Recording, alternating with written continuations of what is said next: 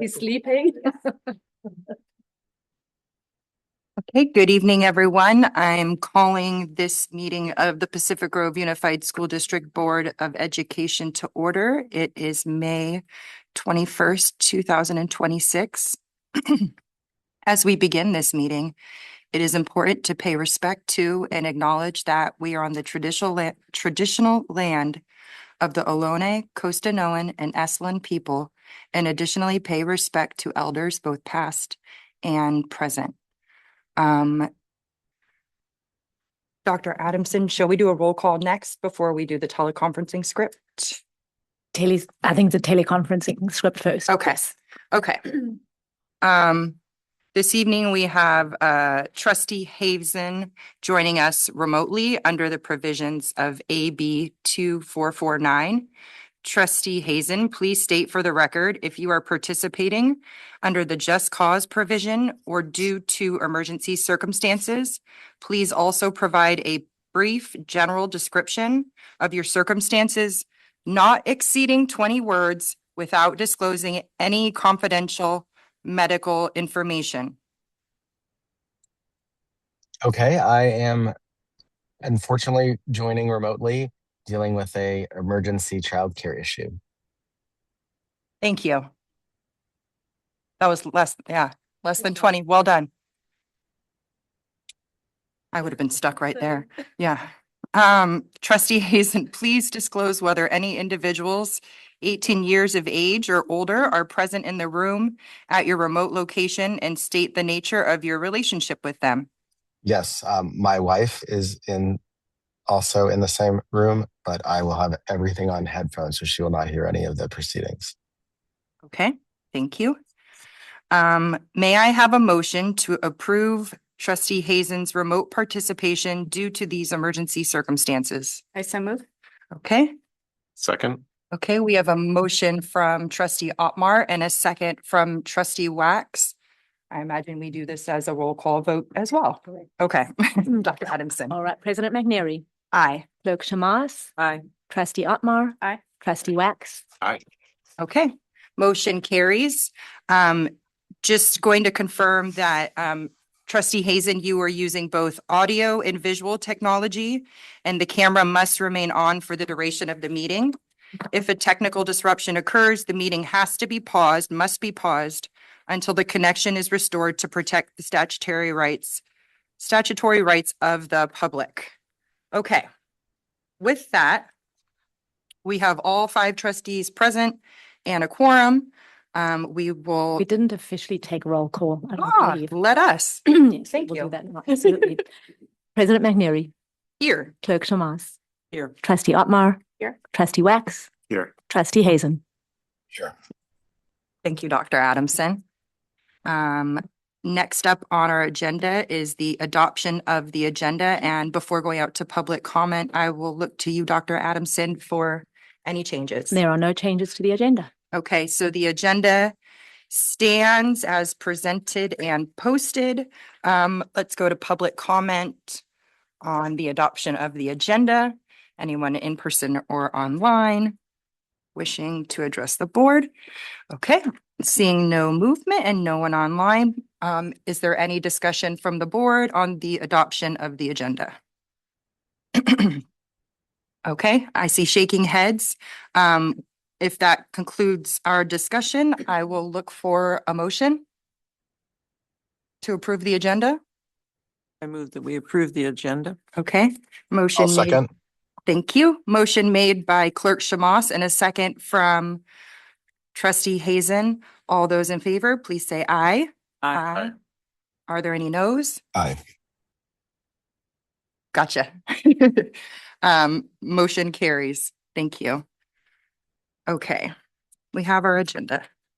I'll now move on and read out identify the closed session topics for this evening's agenda.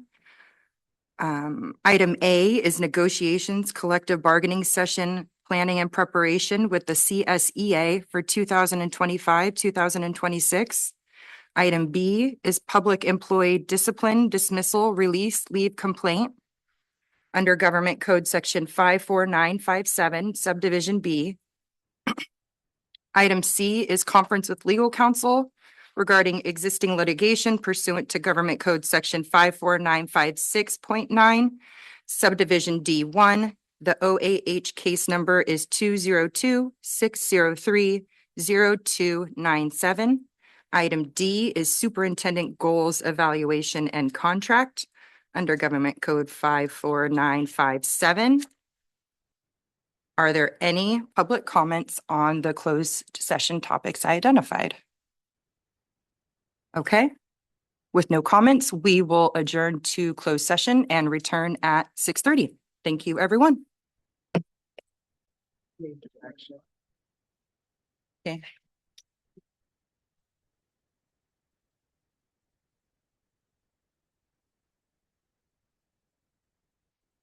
Okay, good evening, everyone, and thank you for those of us who are joining the room a bit late. I apologize. We had a longer than typical closed session, but a really good one. I'll read out the action we took in closed session first before we begin the next portion of the meeting. And with regard to closed session this evening, we worked on item D, superintendent goals, evaluation, and contract. With regard to that item, the board gave direction. We will be returning to closed session for the remainder of our items after open session. And with that, we will do the Pledge of Allegiance. Trustee Wax, would you lead us this evening in the pledge?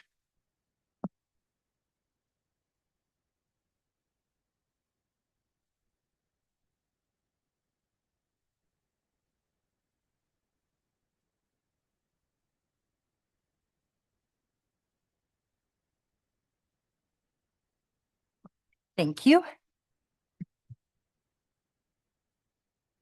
Okay, we will begin our meeting off with our student board member recognition. And I see we have all four of our student board members in attendance this evening. So thank you for making time. I imagine it is quite a hectic, busy time at high school right now. Like, hopefully you're sleeping. I will then turn it over to Dr. Adamson. All right, very good. Well, thank you so much for that. And good evening, everyone. Thank you all for being here.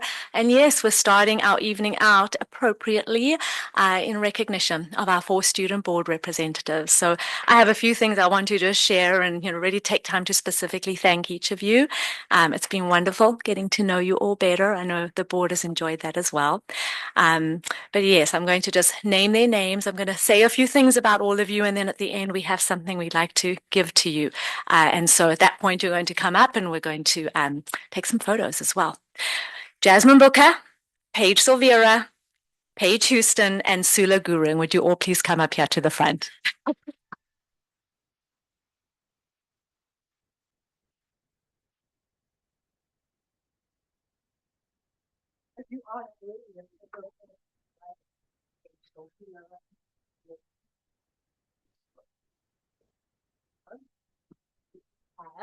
Paige Houston, congratulations.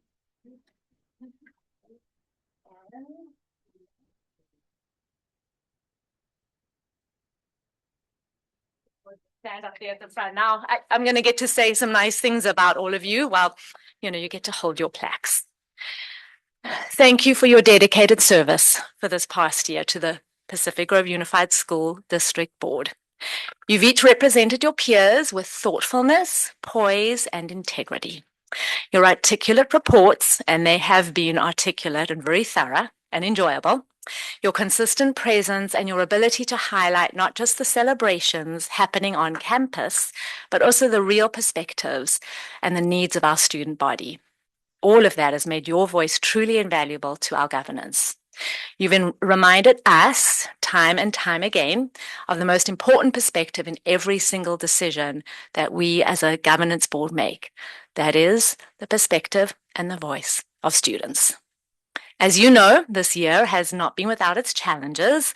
You've had a front row seat to some intense, complex, and emotional conversations that we've had as a district. And yet throughout it all, you've remained grounded, respectful, and incredibly insightful. Your courage to speak with honesty and compassion, especially during some of those difficult moments, has helped guide our work and consistently refocus our purpose. Student governance, I hope you've learned this, the four of you, is a vital component of leadership. And I hope that this experience has inspired you, that it's challenged you, and equipped you with unique tools that you will carry into your future journeys and careers. To our three seniors, I want to say congratulations as you step into your next exciting journey. I asked each of them before tonight what their plans are for next year, and I thought it would be appropriate that we hear from them a little bit about what next year holds.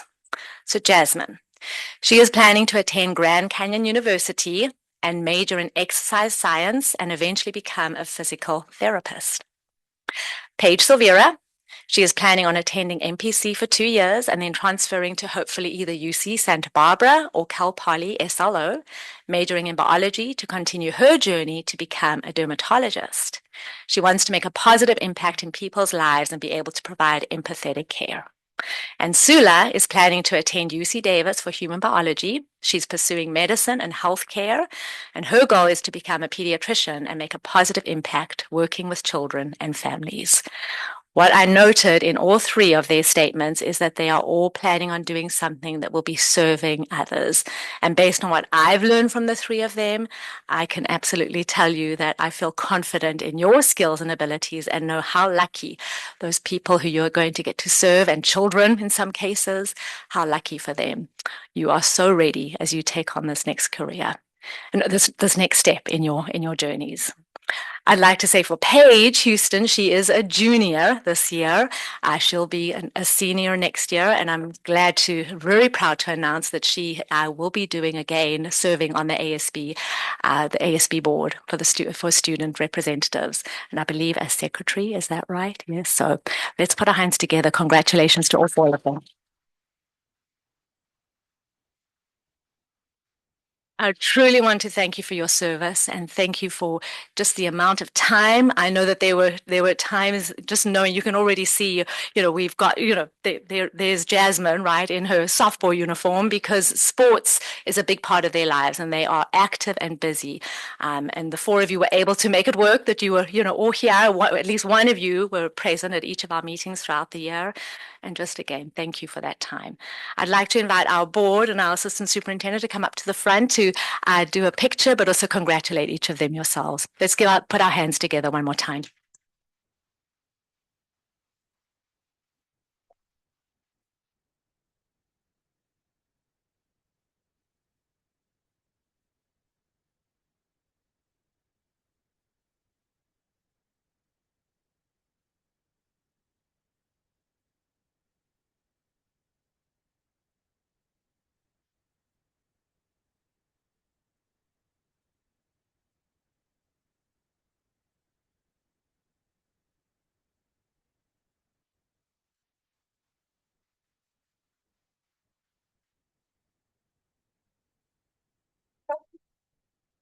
I did just want to take a moment. So we're already looking ahead to next year, and I'm so pleased to announce to all of you that we have our 2 student board representatives who have been elected by the student body to serve on our board for next year. We will have 2 student representatives. Each of them will be taking a semester. So it's my pleasure first to announce, if I could have her, step up to the front so you can all see her and get, a first glimpse of who our first student rep will be. But it is Dylan Lantiero, who is also next year's ASB president. Congratulations.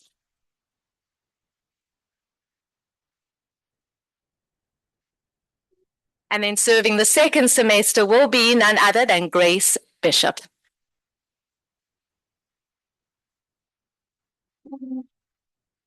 You'll learn that I'm a hugger for sure. Yes.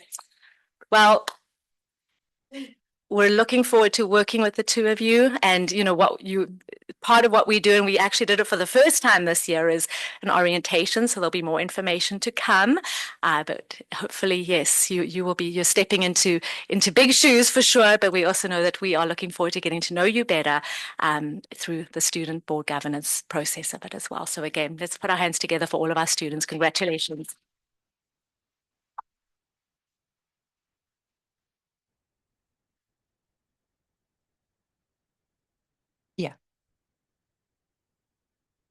Thank you, Dr. Adamson, and to our students. I know that you all are very busy at this time of year, so we are going to take just a 2-minute break so that you may get back to your studies or all of the things you probably have going on swirling around in your brain right now. So we're just going to pause for a couple minutes.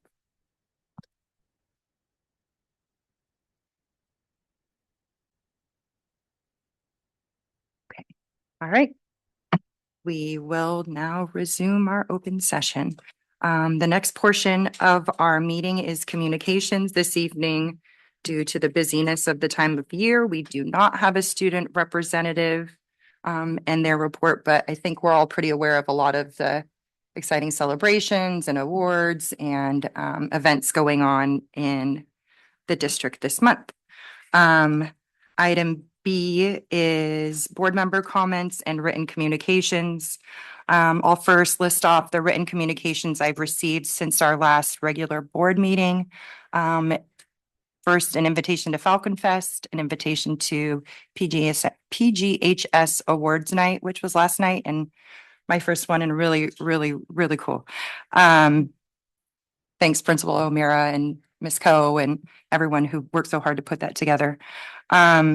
We got a PGHS roofing and paint project email, a really nice email recognizing the track and field program at PGHS, an email regarding Ocean Guardians and the Esalen people and the work that was being done at Forest Grove. And we got an email from Dr. Adamson, but with regard to Mr. Kelly's new mural on the F wing at PGHS from VAPA week, we got an email regarding a student matter and dual enrollment. We got a parent coalition letter regarding PGUSD tech plan, and we got an email regarding a litigation matter. Those are all the written communications I have. Are there any others from board members? Seeing shaking heads. Okay. Then I will keep my board member comments brief. I'm really excited for the rest of the celebrations this month. It is the year of May, but it's so much fun. I think my brain is already a little bit tired, but we will carry on, and it's so much to celebrate, and really looking forward to Falcon Fest tomorrow and getting to see all the kids and the joy. And I hear that the UPK program kiddos are going to get to go over and check it out too. So that's awesome. And also 2 birthdays on the board this week. Happy birthday, Clerk Shamas, and happy birthday tomorrow, Trustee Wax. Happy birthday on Tuesday. Yeah. So would anybody else like to make comments this evening? I'm seeing a no from Trustee Hazen. Clerk Shamas?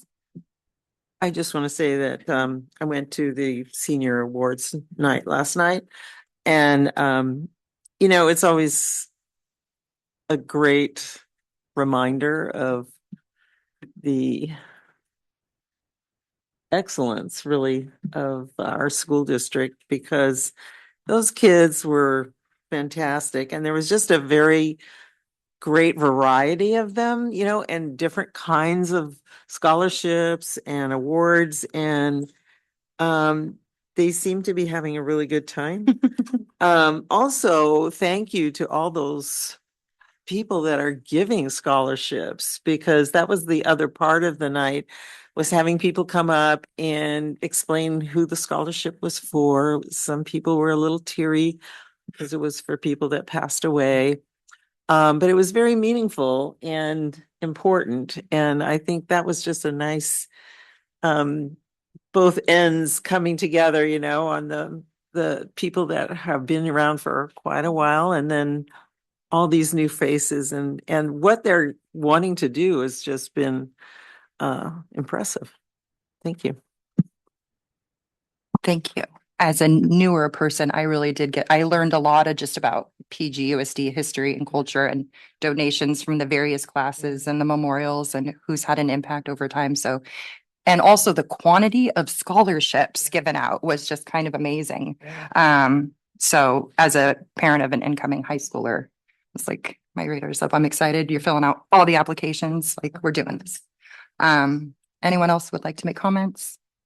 I just wanted to say that I was able to go to the orchestra and band performance at Robert Down for the elementary students, and it was awesome to watch those kids get up and play. And it takes so much courage to get up there, especially kids that are new to instruments and have never played before. And then on top of that, playing in front of a full auditorium.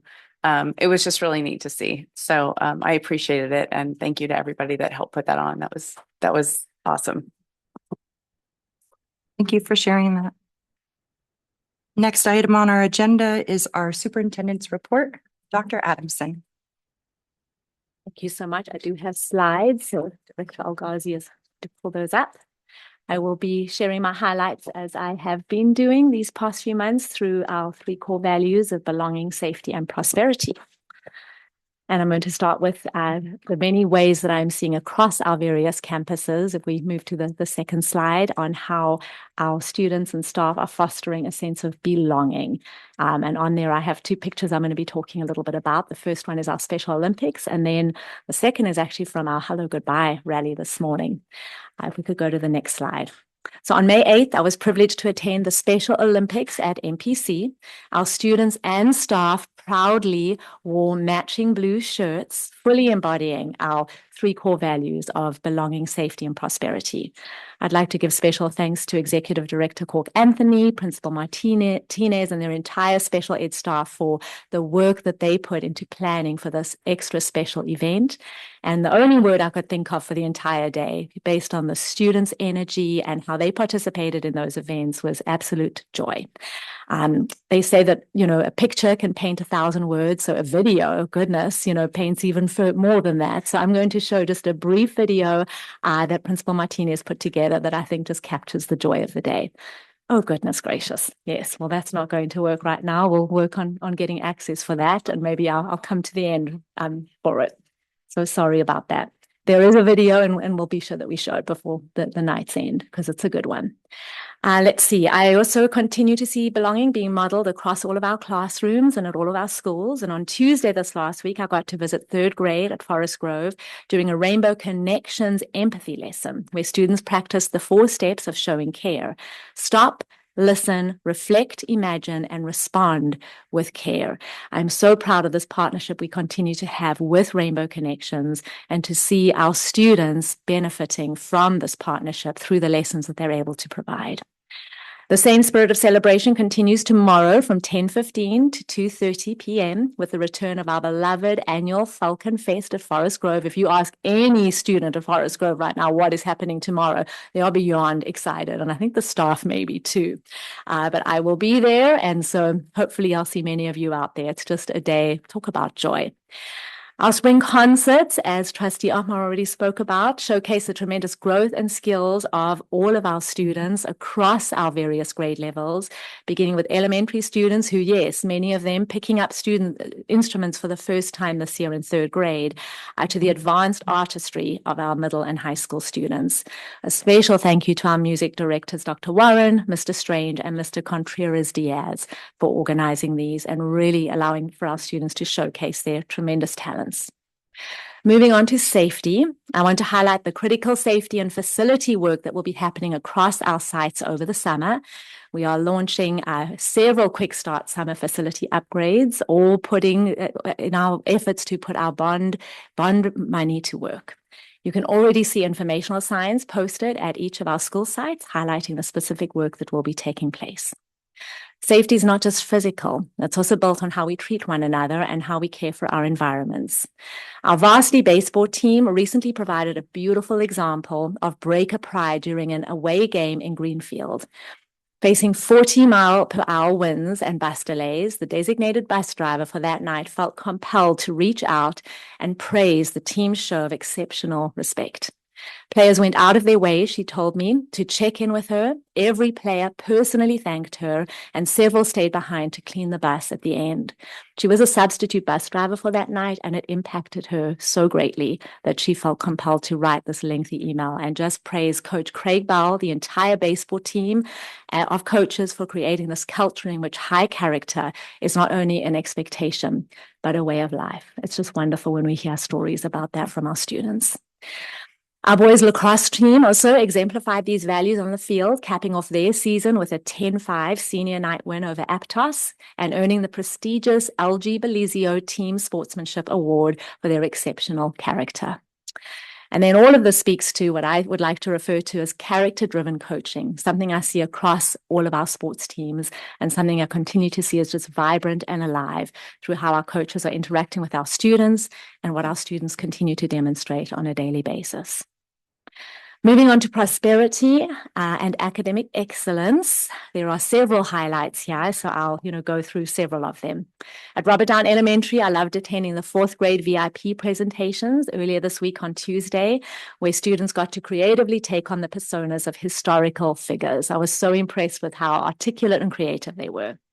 In visual arts, Pacific Grove High School senior Adelaide Strome won first place in the 19th Congressional District Art Competition. You can see her pictured up on the top left, hosted by Congressman Jimmy Panetta.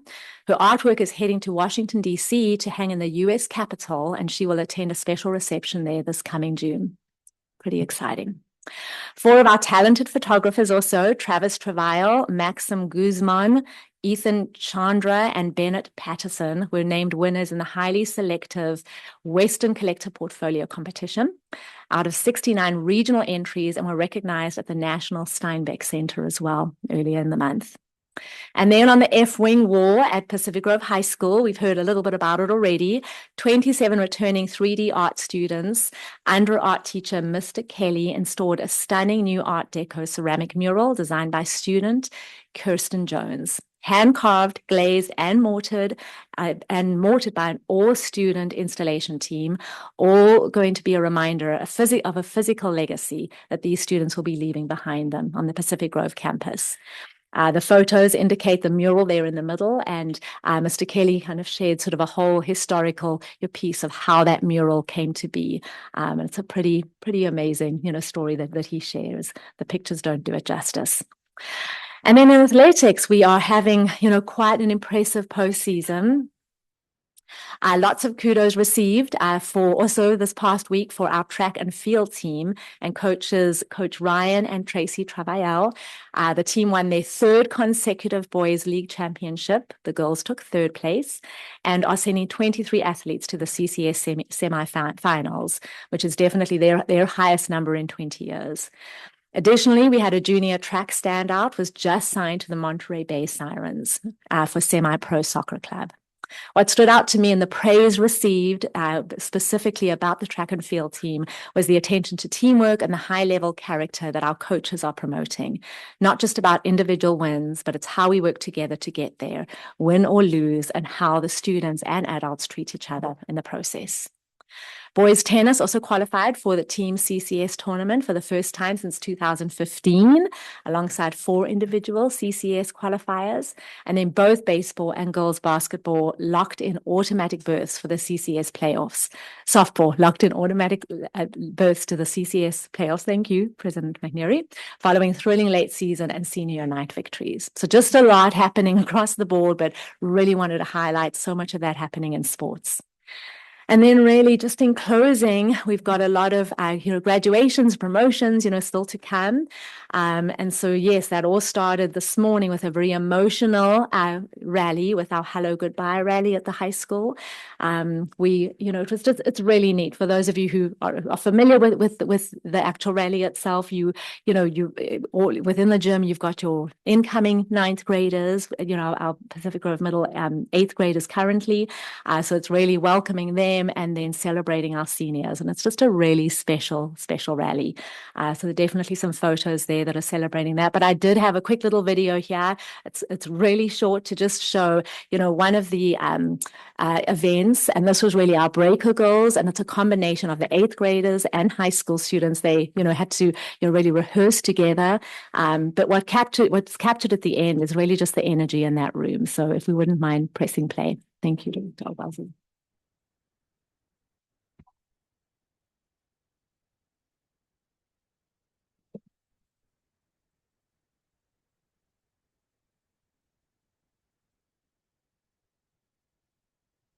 a lot of energy. The highlight of that rally really happens at the end when all of the seniors remain.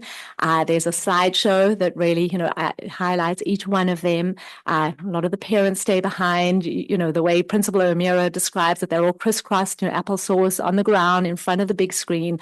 And it's, a lot of tears are shed at that point, but it's just really neat to see them all coming together for these final, few moments of celebration. Let's see, we also celebrated 7 inspiring adult school graduates last night who achieved their diplomas through alternative pathways at the adult school. And then, as you've already heard, Pacific Grove High School Senior Awards was last night. So many generous scholarships, a total of 112 scholarships were presented to our students. And again, just a very impressive group that we have. And then finally, yes, I do hope on the last slide you will join us in celebration of all of our students. This just lists all of the events we have Wednesday, Thursday, Friday next week. There is a lot going on across the district. And we look forward to, being at all of them with our culminating Friday evening with our high school senior graduation. And with that, I return control back to you, President McNary. Thank you, Dr. Adamson, for all of those exciting highlights. Assistant Superintendent Jordan, do we have a safety report this evening? I do. Okay. Just a quick one. Thank Just you. a quick update.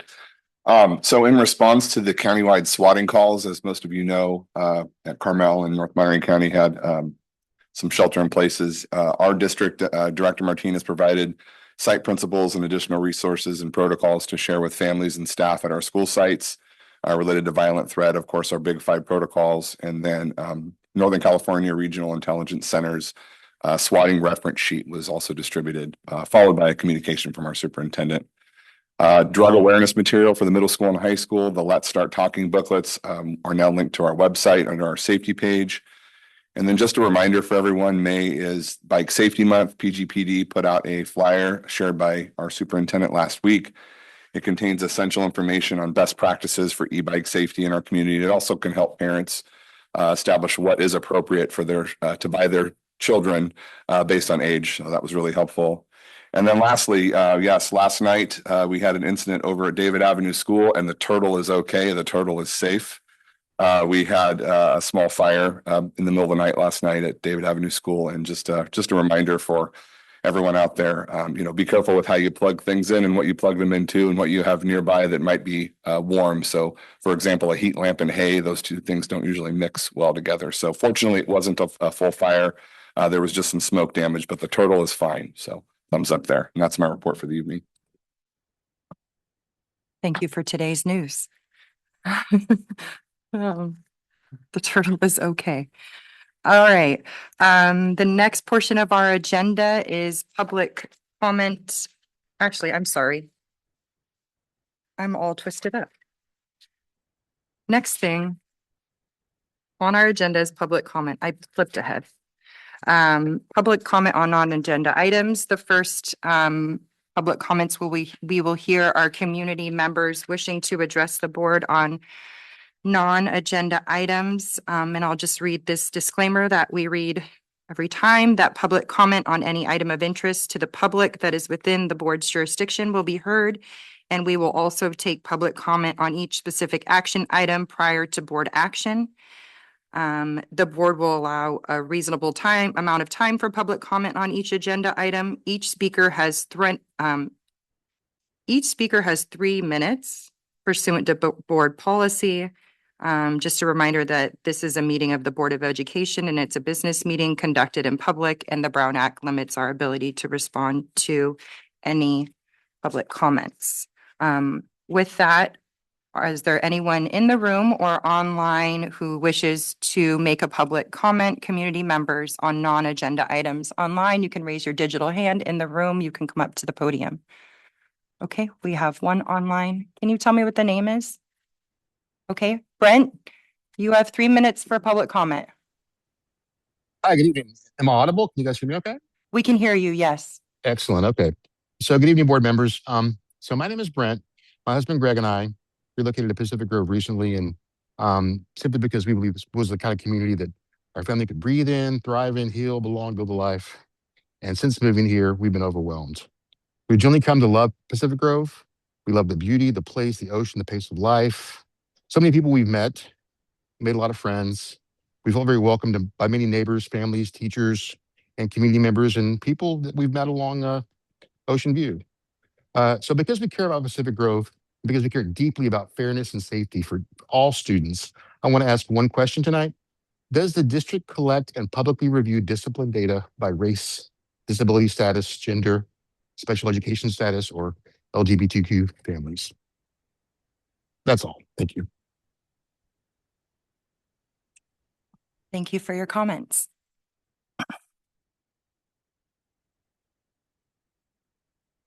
Is there anyone else who would like to address the board on non-agenda items? Go ahead. And the green light should go on when you've got 3 minutes. Okay, good evening, board members, superintendent, administrators, teachers, community members. My name is Masha Sertunch and I'm Pacific Grove High School parent. I am here because I would like to take a moment to recognize 2 programs that have had an immensely meaningful impact this year on my child and on a lot of other children. So first, I would like to speak about Model United Nations. This is the club that was started a few years ago and that slowly took off and grew. I would like first to thank facilitator Miss Nick for everything she put into that club, including weekends, early midnight drives, taking risks, taking our kids way outside of their comfort zone in public with the teenagers. That sometimes is scary, but she was brave. So right now, I'm sure you are aware, students are working on creating a summer camp because they decided that once they graduate, they want the club to stay because they feel that the impact is really meaningful for them. So they wanted to train future generation of Model UNers. And thank you, Principal Amir and school leadership for your support because it seems like that club is happening. There is lots of excitement happening in my house. I don't know what it is. I just hear occasional MUN and let's do something. So this is going to be the first try. So please, give them grace of making the mistakes of organizing their first summer camp. But just the whole opportunity and the potential impact of it is tremendous because they managed to invite the entire peninsula. So they jumped it way beyond PGUSD. And I think this is really, really cool for teenagers to try to do this, to go out in public, to give speeches, to learn how to speak with each other diplomatically. It's a lot. Forget about necessity to do research. So that is my first shout out. My second shout out, I'm sorry, track and field program. I know you've heard about it a lot. I'm going to say it again. First of all, I need to thank our athletic director and our principal for making it work because we are a huge program and it took a lot of patience and a lot of other effort, which I will never be aware of, to put together the busing, the trips, the schedule, the everything. And our wonderful coaches. It takes a lot to coach. My husband was a coach. I think those coaches live, breathe, eat, dream, track, and field a month before it starts, and I think they're still in that process. The amount of activities they, non-teachers, designed for the students, including lesson objectives, outcomes, lesson plans, and everything is phenomenal. So I would like to thank the coaches for that and the board for making it all possible. Thank you. Thank you for your comments.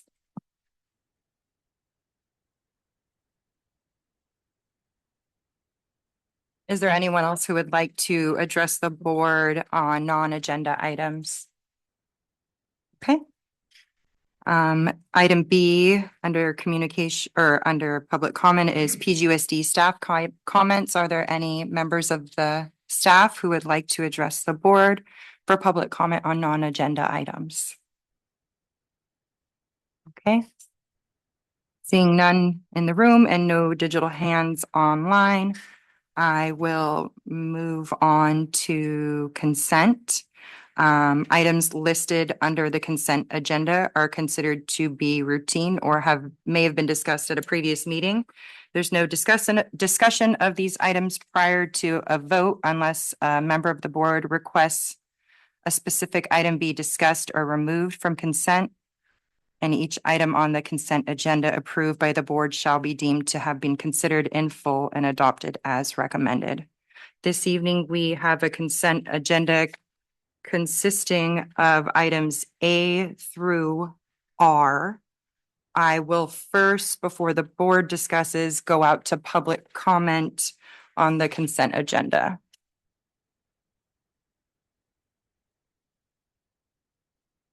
Okay, I'll bring it back to the board. Board, any discussion with regard to the consent agenda as proposed? Just a reminder that the superintendent was gonna speak to the SIPSA reports, just for information. Yes, yes. I just wanted to kind of indicate the fact and call attention to the fact that all of our school site plans are on, consent. And just, they really are more than just a template or really a, requirement that we are, required to submit to the state. They are a snapshot of all that is happening across our school sites, across our district. And just to, make sure, that I would like the board and the public to know just there's a very collaborative and in-depth process that goes into place for the approval of these plans at the site level. It always begins at the beginning of the year with our principals reviewing the data for their specific site with their staff. Those discussions and staff dig into that data by grade level and by department, and a lot of those discussions, what they're identifying as areas for improvement, that helps inform the goals for the plan, which are then brought forward, at the end of the year. At each of the sites, there's a collaborative process as well. Once that plan is identified and a draft of that is then presented to our school site council, which consists of both staff and parents. And so really what's coming, before you as the board this evening for approval is really just, understanding and knowing that, yes, that has been vetted, and approved by each of the school sites already. But it's a lot of great data, a lot of information. It really tells the story, of each school. And we'll be, we're always proud each year to be able to post those to our website and then obviously with the board's approval, submit those to CDE. Thank you. Thank you. Any items from the board? Any discussion? Okay. Trustee Hazen. Just a quick question of clarification. I know that there was going to be a correction on one of them. I just wanted to bring that to attention. I should have mentioned that on one of the cover pages on the Forest Grove cover page, it did indicate that there were 5 goals, but there are only 4 goals, and that is intended to align, with our LCAP. There's no correction on the actual plan itself, but we will go ahead and make sure that is corrected on the cover page itself. Thank you for that, Trustee Otmar. Thank you, Trustee Otmar. I have an item I would like to pull this evening. It's item J, the contract with Eid Bailey for audit services. And I'd like to pull that and put it, should we stick it under the public hearings as the first action item or? Yeah, as the first action item, yes, please. So we'll make it AA will be consent, J, the audit contract. So we have A through R with the exception of J. Would anyone like to make a motion to approve consent? Also move. Thank you, Trustee Hazen. Okay, we have a motion made by Trustee Hazen and a second from Trustee Wax. All those in favor, please signify by saying aye. Aye. Are there any noes? Okay, thank you all. Motion carries. Oh, we do have to do roll call. Thank you, Clerk Shamas. We will, okay. President McNary. Yeah, we have. Clerk Shamas. Oh, aye. Sorry. That's okay. Clerk Shamas. Aye. Trustee Otmar. Aye. Trustee Wax. Aye. And Trustee Hazen. Yes. Okay, thank you, Dr. Adamson. Motion carries and we will catch that moving forward, I hope. Next up on the agenda, we have a few public hearings. Item A is the adopted budget public hearing for fiscal year 2026, 2027. Assistant Superintendent Jorn. Thank you, President McNary. Wait, while Lewis gets that queued up for me. Oh, we have to, thank you. I am, ooh, We got you. this is a whole team effort tonight. Yeah, okay. It is 7:21. I'm gonna open the public hearing now. All right. All right, thanks everyone for hearing us this evening. Tonight we're presenting for public hearing the 26-27 adopted budget. It's required that the district hold a public hearing by ed code. Today, we're presenting the district's general fund combined, which is restricted and unrestricted, along with all other fund accounts associated with district operations. It's an opportunity for questions and answers, as well as information for the public and the board related to our budget. Next slide, Lewis.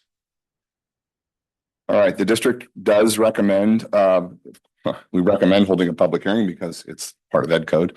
The legal requirements associated with the public hearing are under ed code 42-127, where we must adopt a district budget by July 1st of the preceding year. The LCAP public hearing also is required, and that is this evening, I believe, following this item. The 26-27 adopted budget represents the district's educational programs as they align with our local control accountability plan. Next slide, Lewis.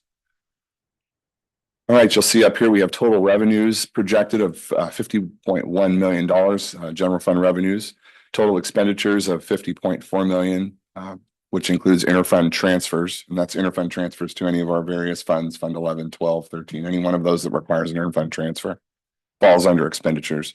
The gross operating deficit you'll see there is 603,000. We project a deficit of 603,000 total, which is made up of 404,000 unrestricted and just under 200,000 in restricted. Reserve level is projected at 8.3%. And I'll remind the board and the community that the district is required to maintain above a 3% reserve for economic uncertainty. However, being a basic aid community funded district, it's recommended that we maintain around a 19 to 22% reserve. You'll also see the projected enrollment down there on the bottom right-hand side. Our projected enrollment for 26-27 is 1,680 students. It's about a 14 student decrease. We actually don't consider ourselves in declining enrollment, believe it or not. I know that we're seeing every year a small dip. It's just not enough to declare declining enrollment. So we're relatively level. We've had a couple of bounce years as well related to our TK, UPK, and kinder population. So these are our projections. And I'll bring to the board the actuals in August at the start of school. Next slide, Lewis. Here you'll see our LCFF and property tax revenue. Those are normally lumped together. We do receive local control funding formula base grant, which I talk about and is in your packet of 2.5 million. But you'll see the property tax revenue total at about 40.8 million, up 5% over last year, which brings us an additional 1.9 million. We also have 318,000 in our EPA account. That's educational protection account, and every penny of the EPA account has to be dedicated to certificated staff. On the right-hand column, you'll see state and categorical revenues there at the top. Some of the state and categorical revenues this district receives: CTAG, music arts program, English learner programs, and lottery funds totaling around 1 million. Next, you'll see the state revenue, restricted state revenue there, about 2.3 million. This covers STRS on behalf payments and some of our discretionary block grants that we receive. And then down at the bottom, you'll see the total state combined revenues of around 3.4 million is projected for 26-27. Next slide, Lewis. The CalSTRS employment contribution rate holds steady. It has been at 19.1% for our certificated staff. And the same is true for 26-27. CalPERS on the right-hand side, they're 26.4%. This had been climbing, and there was projections that CalPERS would hit 30%. It has not. We think last year we kind of hit the peak, and there is a reduction of 0.41% in the out year for us. So that's modest improvement and a great correction of the trajectory of the employer contribution to CalPERS. Next slide, Lewis. Salaries and one-time funds. We had a multi-year negotiated settlement in the 24-25 year, which was a 0% increase in 24-25, 25-26, 2%, plus 1,441, which was added to the district's health and welfare cap. In 26-27, we already have a settlement as well, a 2% increase, plus $1,487 added to the district's health and welfare cap. Just one important caveat to note, the district and CSEA is going through the classification and compensation study. It was not finalized during budget development, so we'll need to revisit any of the increased expenditures associated with that in the 26-27 year or retro payments at the 26-27 budget revision in October. Let's see, one-time discretionary block grants. The district received $525,000 in one-time discretionary block grants from through our educational services professional development discretionary block grant. I just wanted to make a note to the board that this will require us bringing a expenditure plan to the board. It is a discretionary block grant. The last one we saw was the music arts discretionary block grant. This is targeted for professional development, and once we develop a plan, we'll bring it to the board for adoption in 26-27. The revenue was realized actually in 25-26, but we have no expenditure plan set in place for 26-27 until the board adopts that. We'll bring it forward in first part of the year. Just a quick note, the excess revenue statement that I have to provide, required by Ed Code, we have to explain why our reserves exceed 3% as a minimum. As noted on previous slides, our projected reserves are 8.3%, which of course exceeds that 3%. And being a basic aid district, community funded district, certainly maintaining above a 3% reserve is a requirement. Next slide, Lewis. Okay, so here we're taking a look at our new updated multi-year projections. On the left-hand side, you'll see the metrics. Top to bottom, our beginning fund balance, our revenue, our expenditures, deficit or surplus, the ending fund balance, and the reserve levels. So for 27-28, that is the out year. Of course, we have to project current plus 2 subsequent years. Revenues projected at 52 million, expenditures at 51, which results in a modest surplus of around 330,000, resulting in about a 9.5% reserve there. And you can see an ending fund balance of just over 5.9 million. That surplus is broken out by restricted and unrestricted. You'll see we have a nominal restricted deficit there with a positive surplus on the unrestricted side, which balances them to about 330,000. Moving into 28-29, the picture begins to improve for us. Revenue increases to 53.6 million. Expenditures also rise, but to 52.7, leaving a $950,000 surplus. Both unrestricted and restricted programs are shown as positive there. You'll see that on the deficit surplus line. So both restricted and unrestricted have a surplus. There's not a deficit in one or the other. Fund balance grows to 6.9 million. And we're showing a reserve level improvement from 9.5 to 10.5%. Then I just wanted to note at the bottom and share with the board tonight, you know, there are a number of caveats here, and we've brought this up as we walk through budget development this year. So unexpected expenditures, potential state and federal cuts, one-time assessments, none of those are factored into the multi-year projections here. As well as one item that we've talked about through the budget development process extensively and at our advisory committee, which was the reinstatement of the 4 FTE media technicians that are currently funded out of Measure A, which will need to be moved back to the unrestricted general fund. The plan is to begin phasing that in, but that is not reflected in the multi-year projections at this point. So the multi-year projections show those positions this year to the tune of around 347,000. In Measure A. However, we will begin to phase that out in 28-29. When we do a October revision, I'll update the multi-year projections to show the phase in.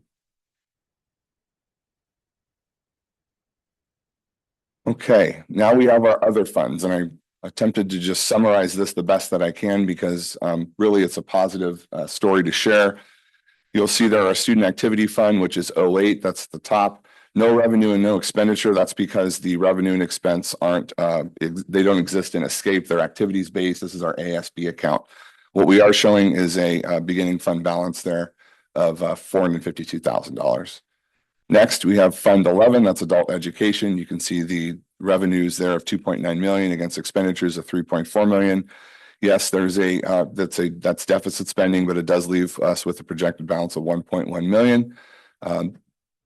Some time ago, the Fund 11 did receive a unrestricted general fund contribution. We're monitoring this as we proceed. We still have an ending fund balance projected at a positive. So we may start to see that the district unrestricted contribution may show up in our multi-year projections as we move forward. We're also working with our adult ed program to take a look at tuition revenues as well. Child Development Fund 12, tighter margins here you've seen, and we've discussed this during budget development process, 465,000 in revenue with $771,000 in expenditures. This leaves $27,000 in reserves. This fund already does receive a general fund contribution. This year was 278,000. Next year it's projected of around 340,000. And this is the fund that we really need to pay close attention to, because the cost associated with running the child development program within Fund 12 is outpacing the revenue received. So we do have some ideas. We'll bring those forward to the board as we move into the next fiscal year. There may be some revisions that we bring forward at the October revision as well to address the revenue side. Cafeteria Fund 13, 1.6 million in revenue, 1.8 million in expense with a projected balance of 597,000. This fund is in deficit spending. It has been for some time now. There was a CDE plan to spend down excess reserves, which Director Silviera has been excellent at working through, increasing our labor, increasing the deliverables to our sites, as everybody can see with what's being made and served for our students every single day. So Fund 13 is in very good shape, even though it is deficit spending.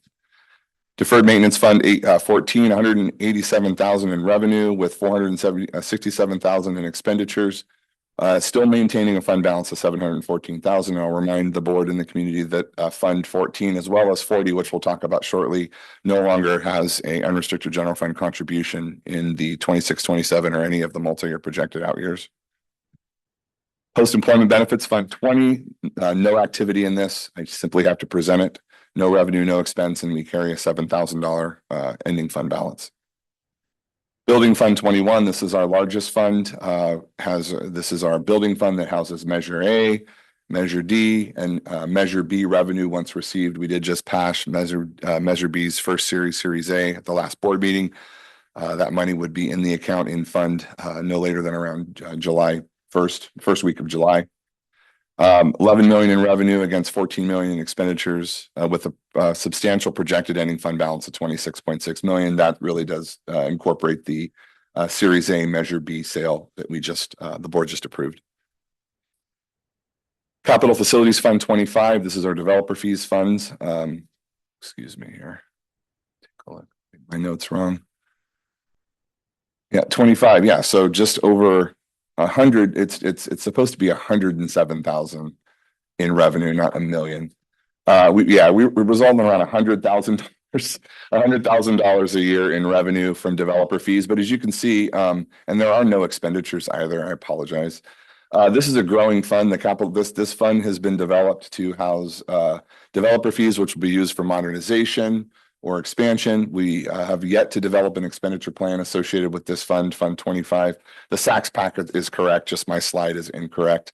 But 100,000 in revenue with about $354,000 in ending fund balance, not expenditure. So we've grown this from zero to just under $400,000 in the course of the last 2 years.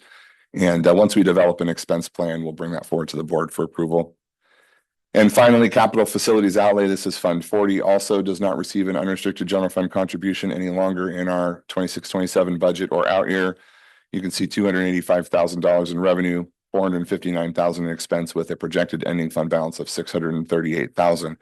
I will note on both Capital Fund 40 and Capital Fund and Deferred Maintenance Fund 14, both of those 4.5 years ago had less than $50,000 in ending fund balance. So really, really good work on behalf of the board and our facilities department to utilize those funds as designed and grow revenues where we can. And that is the end of my presentation this evening. Thank you, Assistant Superintendent Jorn. We are in the public hearing, so we will first go out to public comment. Any individuals who wish to address the board on the adopted budget, this is the public hearing. You can raise your digital hand or come up to the podium if you're in person.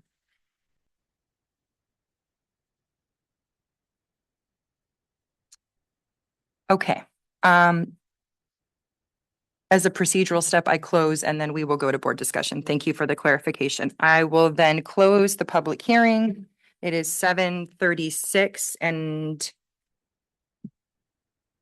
We will take up this as an action item later in the agenda. Is that correct? So does board discussion belong here or at the action point? I would say let's do it once. I think, yeah, we could just do it now and then do action, right? Take action to approve. Okay. Is the board good? But okay.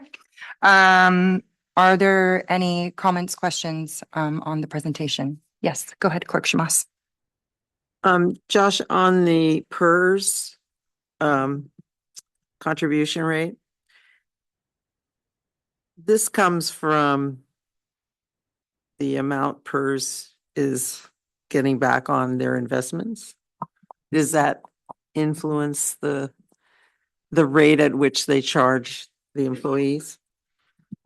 So the PERS rate adjustment is primarily due to the number of employees putting in versus taking away from during the retirement process. So I guess the short answer would be we're seeing more employees that are paying into PERS now than anticipated, which would lower the rate because the higher rate anticipates less folks putting in and more people drawing against it. That may have been confusing. I apologize. No, I get it, but I thought too that when PERS is having a good year and the stock market's been booming, so I'm wondering like, what are they doing? Or is this based on the year before, maybe? Prior year, it's Okay. prior year. And you are right, investments do help with that. But ultimately, what I kind of described before is my impression of how the STRS and PERS rates are established.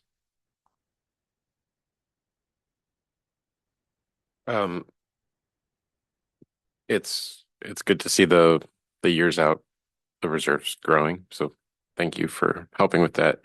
And then just as a point of clarification, the operating deficit isn't just the simple revenues versus expenses. What's the difference and why that's a little bit larger? Yeah, so it has to do with the transfers out, right? So you take revenue and expense and then beginning fund balance, and that shows you whether you have a surplus or deficit. And then after that, you have your transfers out. So for example, we have a transfer out of $330,000 that goes to Fund 12 in addition to, so it doesn't fall to the expense line. So, thank you. Trustee Hazen, anything from you online? Okay, just Yeah, we've seen this a number of times, so I really appreciate the clarity you presented with it. gotcha. I'll say it's really positive to see we could be headed towards a 10% reserve by 28, 29. I say that very cautiously, optimistically, because we will have one-time expenses and we are investing in the CSEA comp study. So we know that's something we should be like keeping in mind as we're planning. But I think it is really kind of feels like a pivot to be seeing our reserves headed towards 8-9%. And kind of something we've discussed as a board as moving in that direction. So it feels like good work. Thank you. Any other members of the board? Okay. We'll go on to item B. Okay, it's kind of anticlimactic. All right, we'll go on to item B, Pacific Grove Unified School District Local Control and Accountability Plan. Public hearing. This will be Dr. Hagquist presenting. I will open the public hearing at 7:40.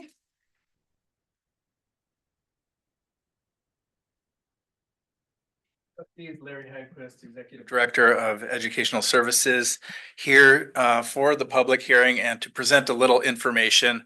I just want to, for the board members, I want to warn you a little bit that a lot of this information, since we had a very in-depth board study session, mid-year LCAP is just going to be repeat. You're going to see some of the same slides.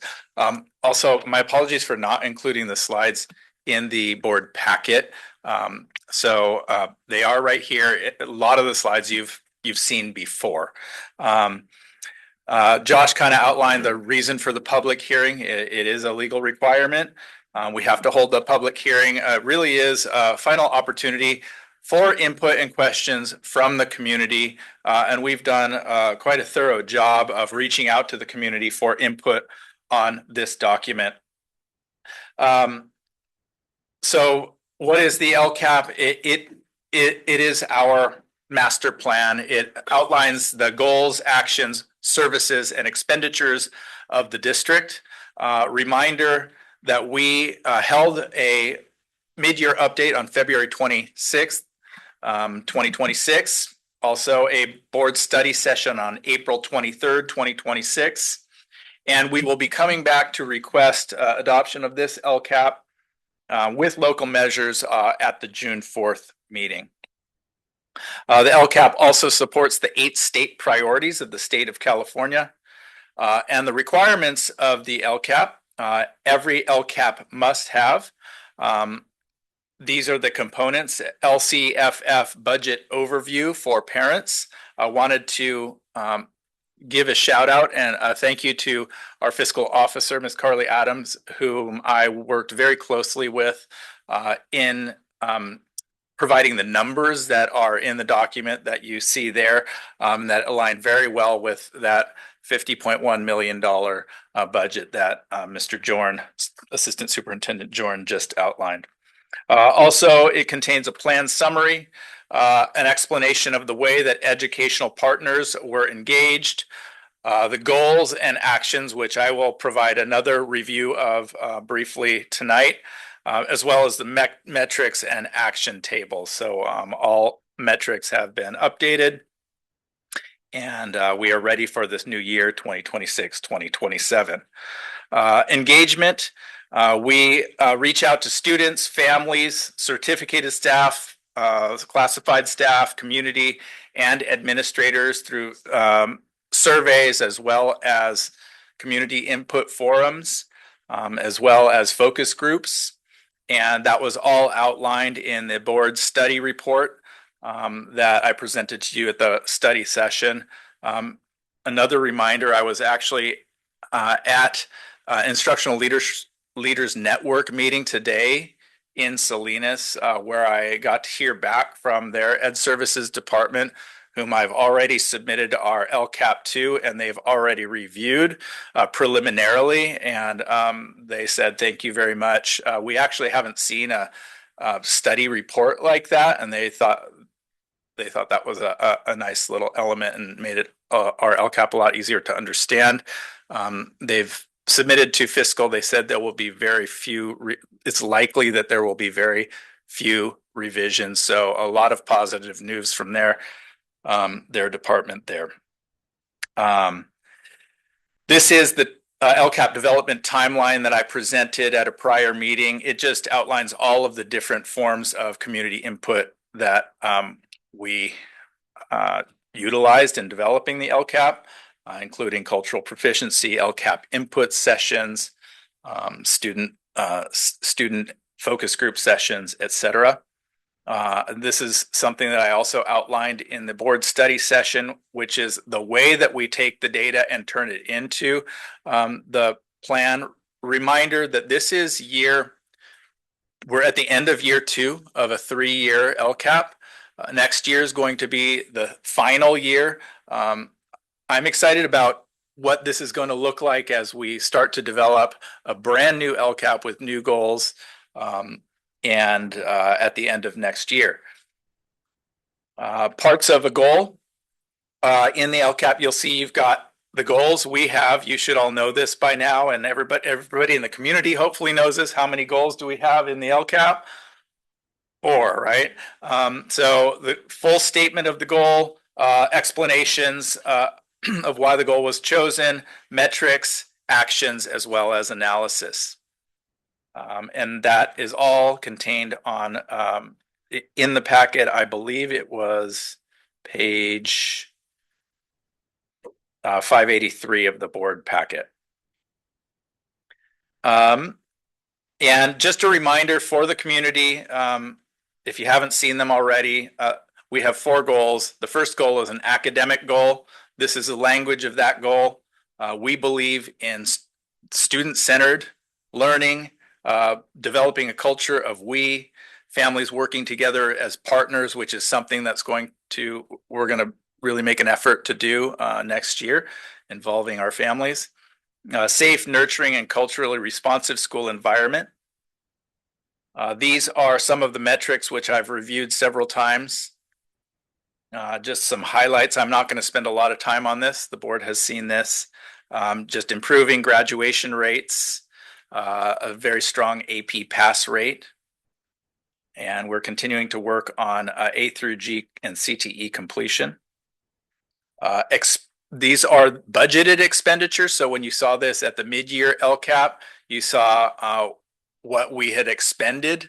And these are budgeted expenditures. And when you look at this and you combine all the budgeted expenditures, we are right there at that 50 million mark that Josh just referred to. This is goal 2. That's our social emotional learning goal. And you'll see language here: learning environments that are intellectually, physically, and emotionally safe, promotes positive relationships, connectedness among students, everybody feeling connected, which we saw positive growth in with our metrics. You see that star, caring adult relationships, that was across the board. We saw that at the board study session. It was a really big, I think, example of us meeting our goals and the metrics exemplifying that. And continuing to work on that chronic absenteeism, which continues to be a challenge. Here are the expenditures, some of the expenditures listed in goal 2 as they are budgeted for next year. Goal 3 is our academic support goal. This is intervention and support. Our goal is to close the achievement gap using targeted intervention, increase our state testing scores for all of our students. And here are some of the metrics that are related to that goal.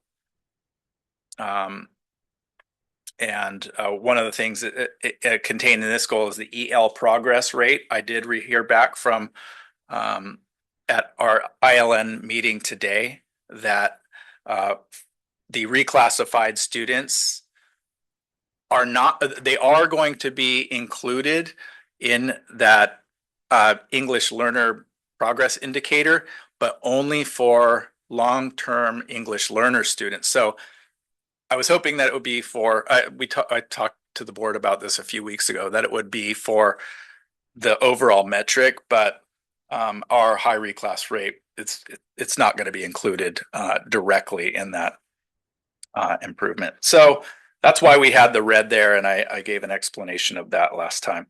But you see a lot of growth here for our goal 3, intervention and support. Those are the budgeted expenditures. Goal 4, cultural proficiency. And this is much like goal 2, trying to develop a culture of having families work together, feeling welcome. And again, a lot of positive results in terms of our metrics. And there are many, many more metrics in the document itself if you want to dig a little bit deeper. Those are our budget expenditures. And thank you very much. That's a picture of El Capitan. Thank you very much.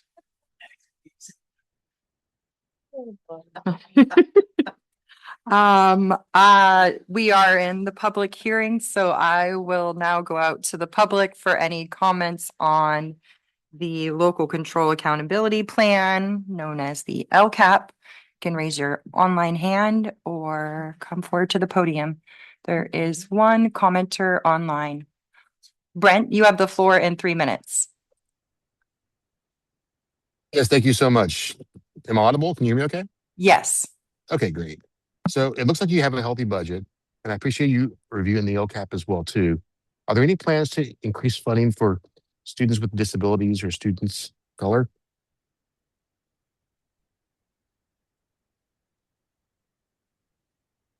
I think these are definitely questions that we could do a follow-up on at another time, but we can't respond to them now, right? Okay, thank you. Thank you for your question, comment. Any other public comments?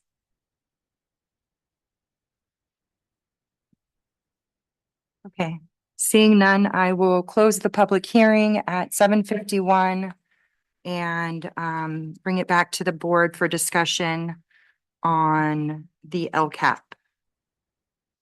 Are any board members wishing to make a comment or have questions? Clerk Schmoss. Larry, how does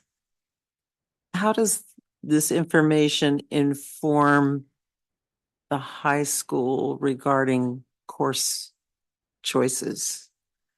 Like, or does it? You know, like the thing I'm thinking about is like, okay, last night at the seniors night and everybody is talking about what subject they want to major in. Mhm. And a lot of them were in psychology, which is kind of a newer emphasis for us. Mhm. And so I was just wondering, how does any of this information, like from the elementary or middle school levels, guide any course direction or not? Or Yeah, you'll see directly in there is some of the actions. For example, there was the addition of the IPS courses, independent productive studies, as and that happened actually when we had grant money for A through G.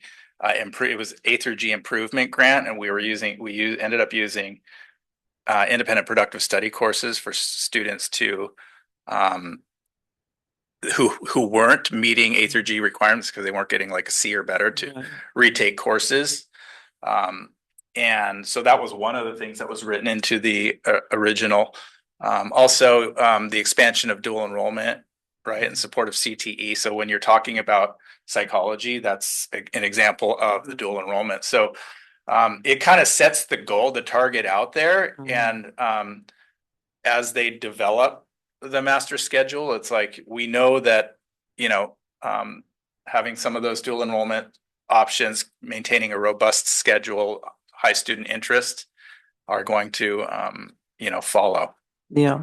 So for instance, let's say you notice in the middle school, there's a need for increased math scores.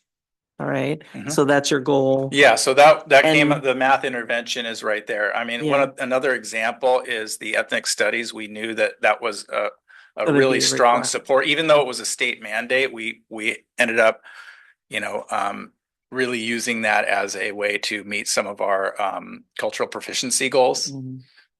And so like in the math example, Mhm. if you do raise those scores, Mhm. you've elevated your math Mhm. proficiency, I would imagine then that changes the course choices at the high school to kind of continue on, because I know sometimes we have to add more, like, what's the word for it? Like, helping kids catch up in math at the high school level. But if you've elevated your middle Mhm. school scores, then you're looking at, okay, do we have enough advanced classes of math for this year at the high school? That's what I'm thinking, like, how does that?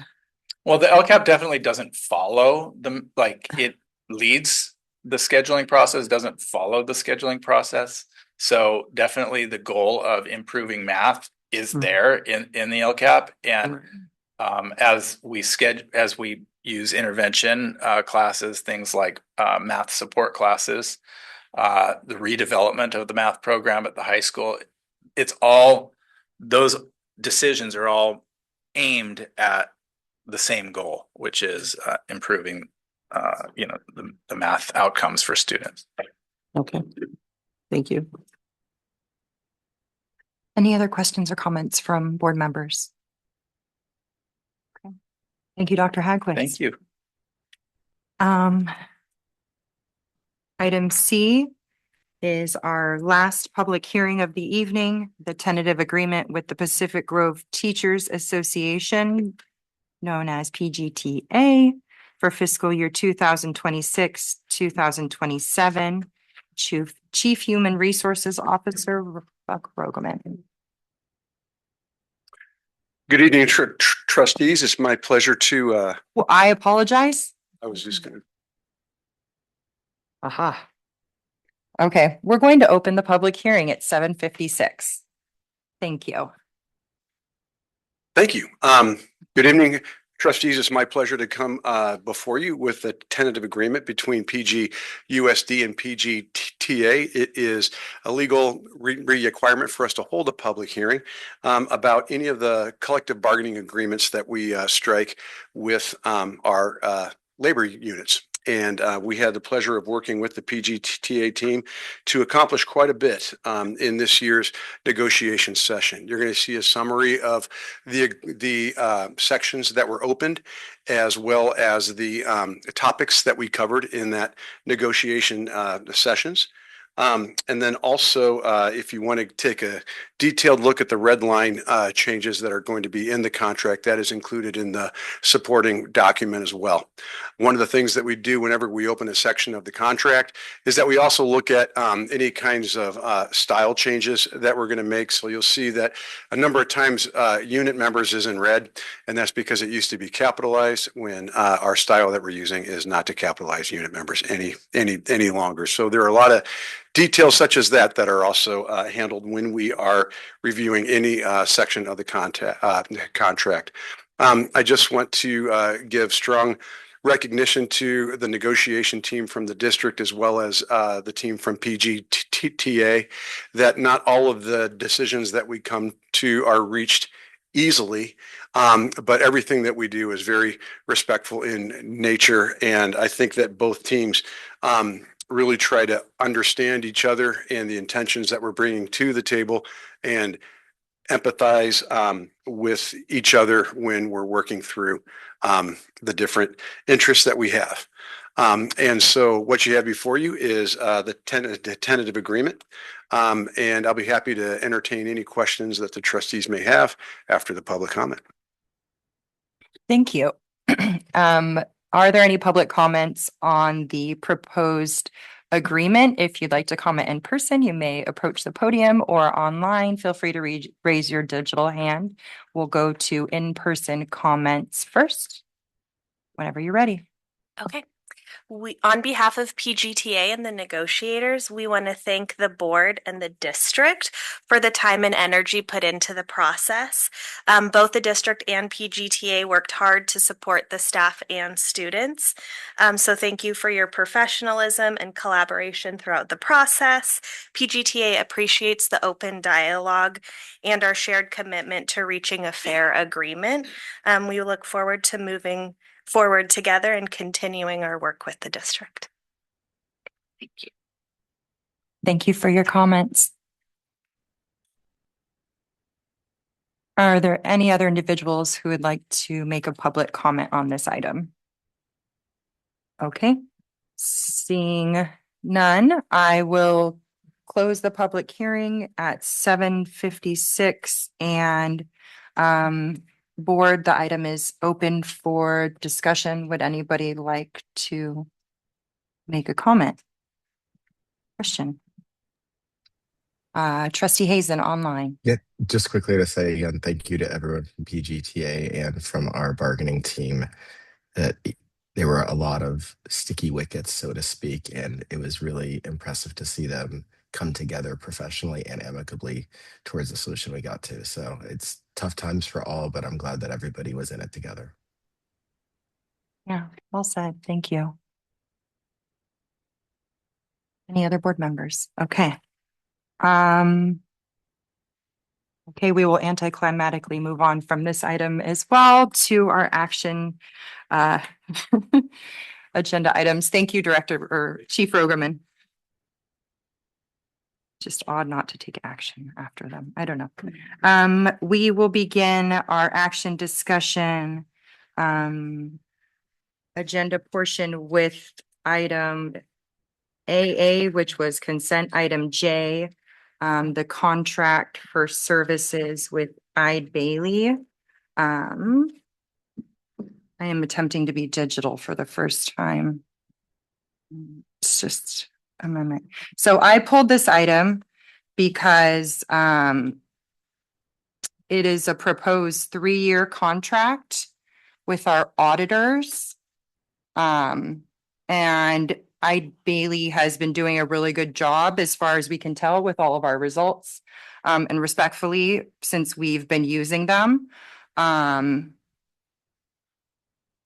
pulled this because we've heard from our auditors that best practice is to use a different firm, I think every 5 to 7 or somewhere in their years. And we've heard it from him. So I would, knowing that we've used the same auditors for probably more than a decade, easily. I would be proposing this evening that we we approve a 1-year contract for audit services and explore other options for the future. I don't know what else is out there. I just think we should look into it. So 1 year for the contract is $81,000, 375. That's a good catch. The information that we've received previously and makes sense to me. Are there any thoughts from staff or? Well, IBO is the third audit firm I've personally worked with. The ed code requires that they change every 6 years the partner in the group and the audit team itself, which we have been doing. In fact, Bailey does it for us every 3. So yeah, there's no legal requirement that we change audit firms, that they change the partner, and it's every 6. And again, I mentioned every 3. They've been changing the audit team on us. I know you've seen Ryan quite a bit, but that's just because he's familiar with our district, and I think he likes to come into town. But like Ryan, who presents, did not do our audit this year. He wasn't the control of the audit this year or last year. They're just who they send. So we do work with pretty much a different team. I've seen 2 teams now since I've been here in 4 years. I caution the board a bit. I mean, 1-year contract that's fantastic. We're moving into audit season again in June and then again in August. There's a lot that goes into choosing another audit firm, developing an RFQ, developing selection criteria. Those type of things have to be brought to the board or a committee. So there's quite a bit involved, and there's cost associated with all of that as well. And every audit firm that works for a district is not working for a district, but they're working through the CSAM, which is the guidelines that every audit firm has to follow. There are pluses and minuses to having the same audit firm working with your district. One of them being, if we transition to another audit firm, there's onboarding of the new audit firm, and you're paying 2 audit firms during the transition. So that's kind of a negative to the process. One might think a fresh set of eyes might be good, but again, they're just adhering to standards. So the GASB standards, as they come out, they have to adhere to. So that's why I brought it forward as a 3-year contract renewal, but I certainly understand the sentiment raised by President McNary. So I suppose since I've created an action item, I should go out to public comment before further board discussion. This is a really out of order meeting for me. I apologize. There are 2 digital hands online. I'll go first to Brent. You have the floor and 3 minutes to discuss this item. Yeah, certainly. So as an IT auditor, it's typically quite common to produce an RFP, a request for proposal, every few years. So my question is simply, why haven't you gone out and requested a proposal from a third-party audit firm? Thank you for your comments. The board is limited in its ability to respond, but your comment is noted. The second commenter, Michael Miller. Yes. What was the 375 referencing?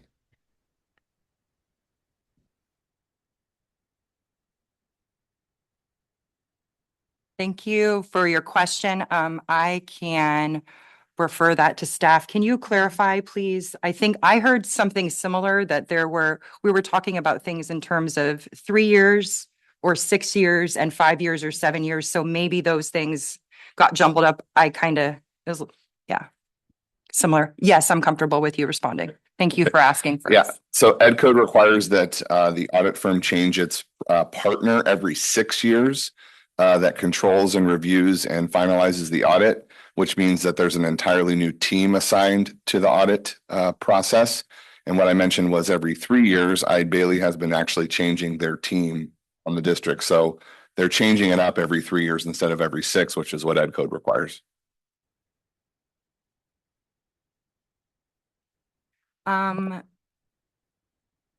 If there are no further people wishing to make a public comment, I'll bring it back to the board for any further questions or discussion. Trustee Otmar? So as of now, we've had no issues with the audits that we have been receiving. Everything has been fine. Like there's like, as far as our relationship with Eide Bailey goes, have they ever provided a service that was questionable or something came back that didn't feel right?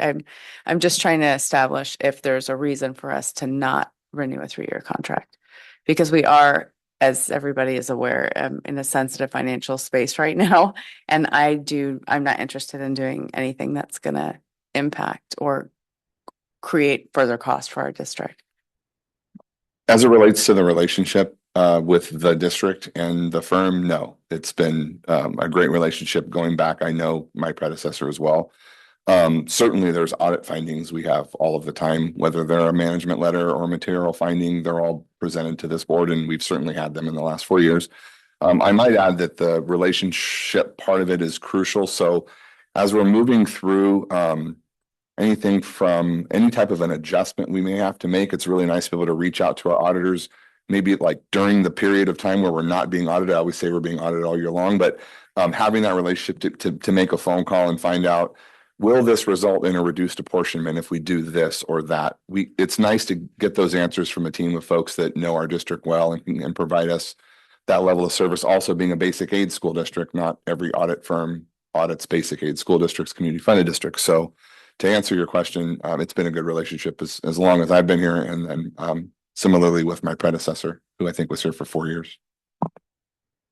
I mean, I think with that information and understanding that finding a new auditor would ultimately result in further expenditure for the district, I'm comfortable with a 3-year contract.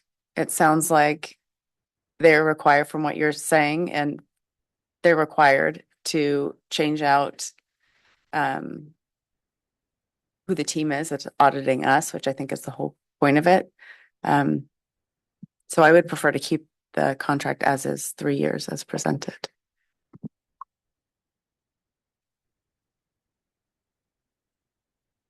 Clerk Shamas.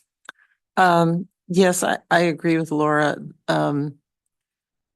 As long as we are being compliant with Ed Code, I don't really want to see a disruption, just because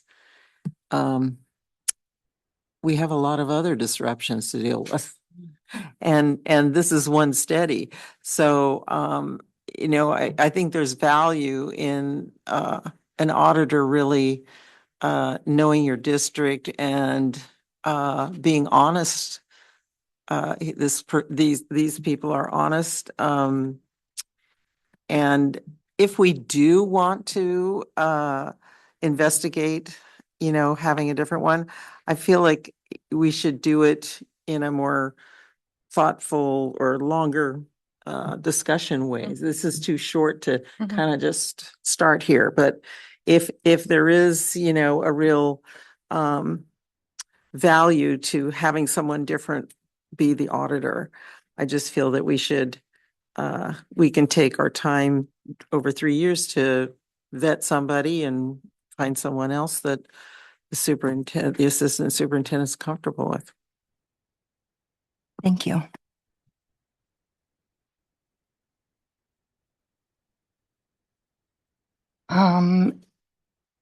If there's no further discussion from the board, I'm going to go ahead and make a motion to approve a one-year contract with Eide Bailey for the amount listed on the cover sheet for $81,000. And that's my motion. Is there a second?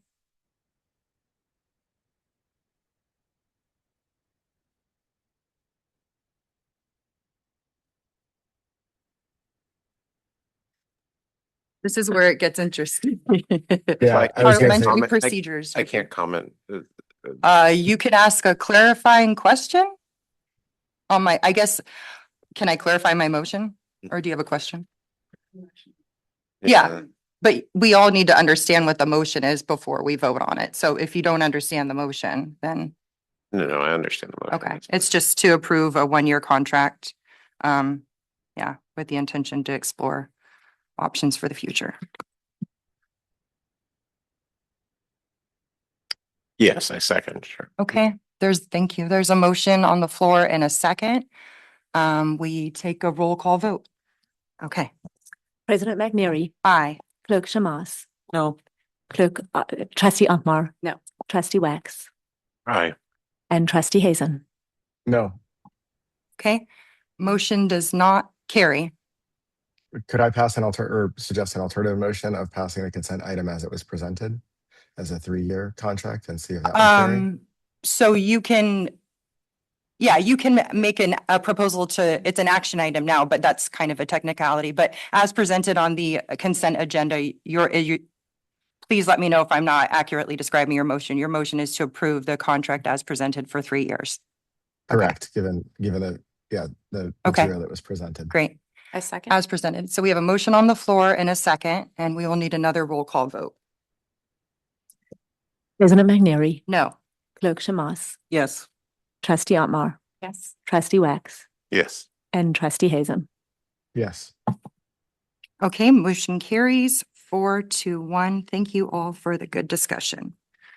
We'll get back to the action discussion calendar and move on to agenda item A on that portion, which is resolution number 1200, proclaiming June 2026 as LGBTQ plus Pride Month.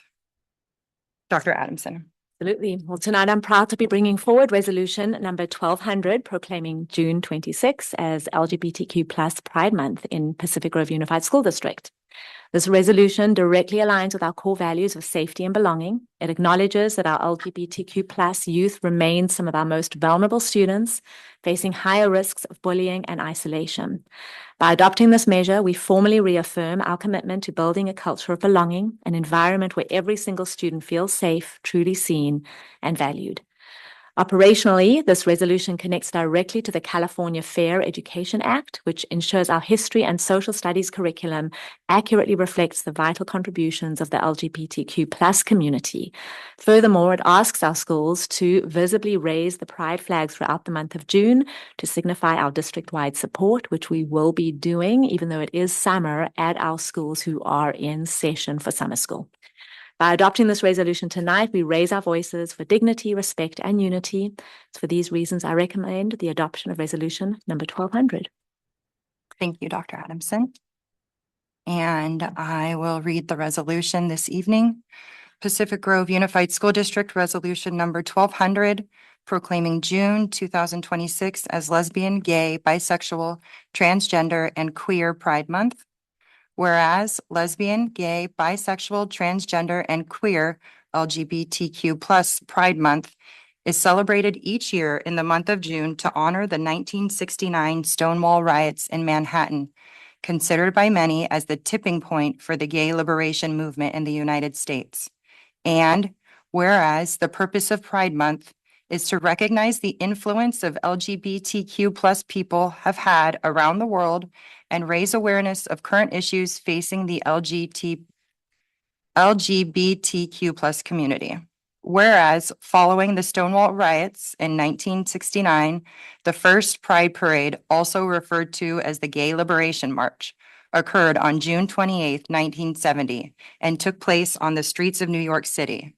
And whereas the Fair Education Act, signed into law on July 14, 2011, went into effect on January 1, 2012, and requires the California History and Social Studies curriculum to include fair, accurate, inclusive, and respectful references to contributions by members of the LGBTQ plus community.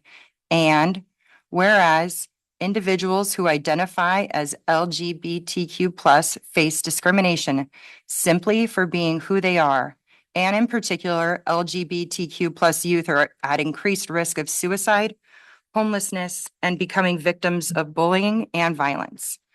And whereas Pacific Grove Unified School District promotes diversity as one of its basic tenets and fosters diversity of students, staff, and curriculum, and PGUSD policy ensures the protection of LGBTQ plus students and staff against harassment, physical violence, or threats of harm.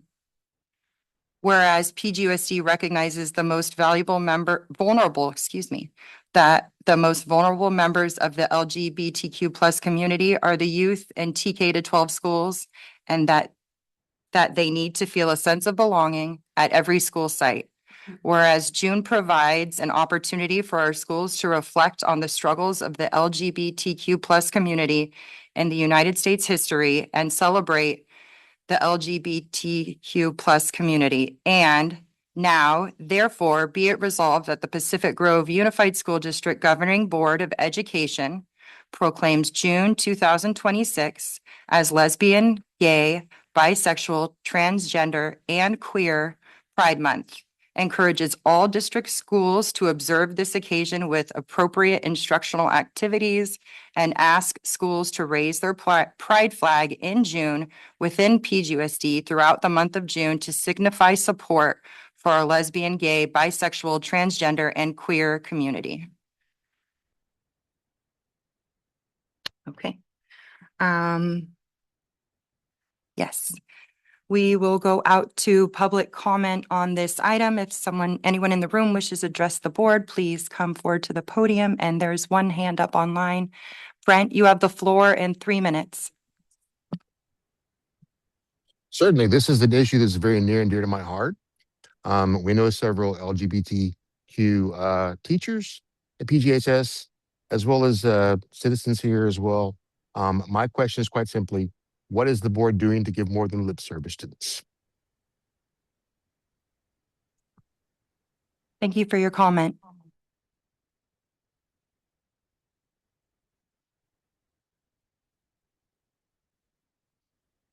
Are there any other individuals who wish to address the board? Wonder if I can just make a statement that, these are great questions that are being asked this evening that, would be more than happy to, answer these questions. If you would like to send an email, to me, Superintendent Linda Adamson, would love to have, more of a further discussion. Yes. So please go ahead and email. Thank you so much, Brent.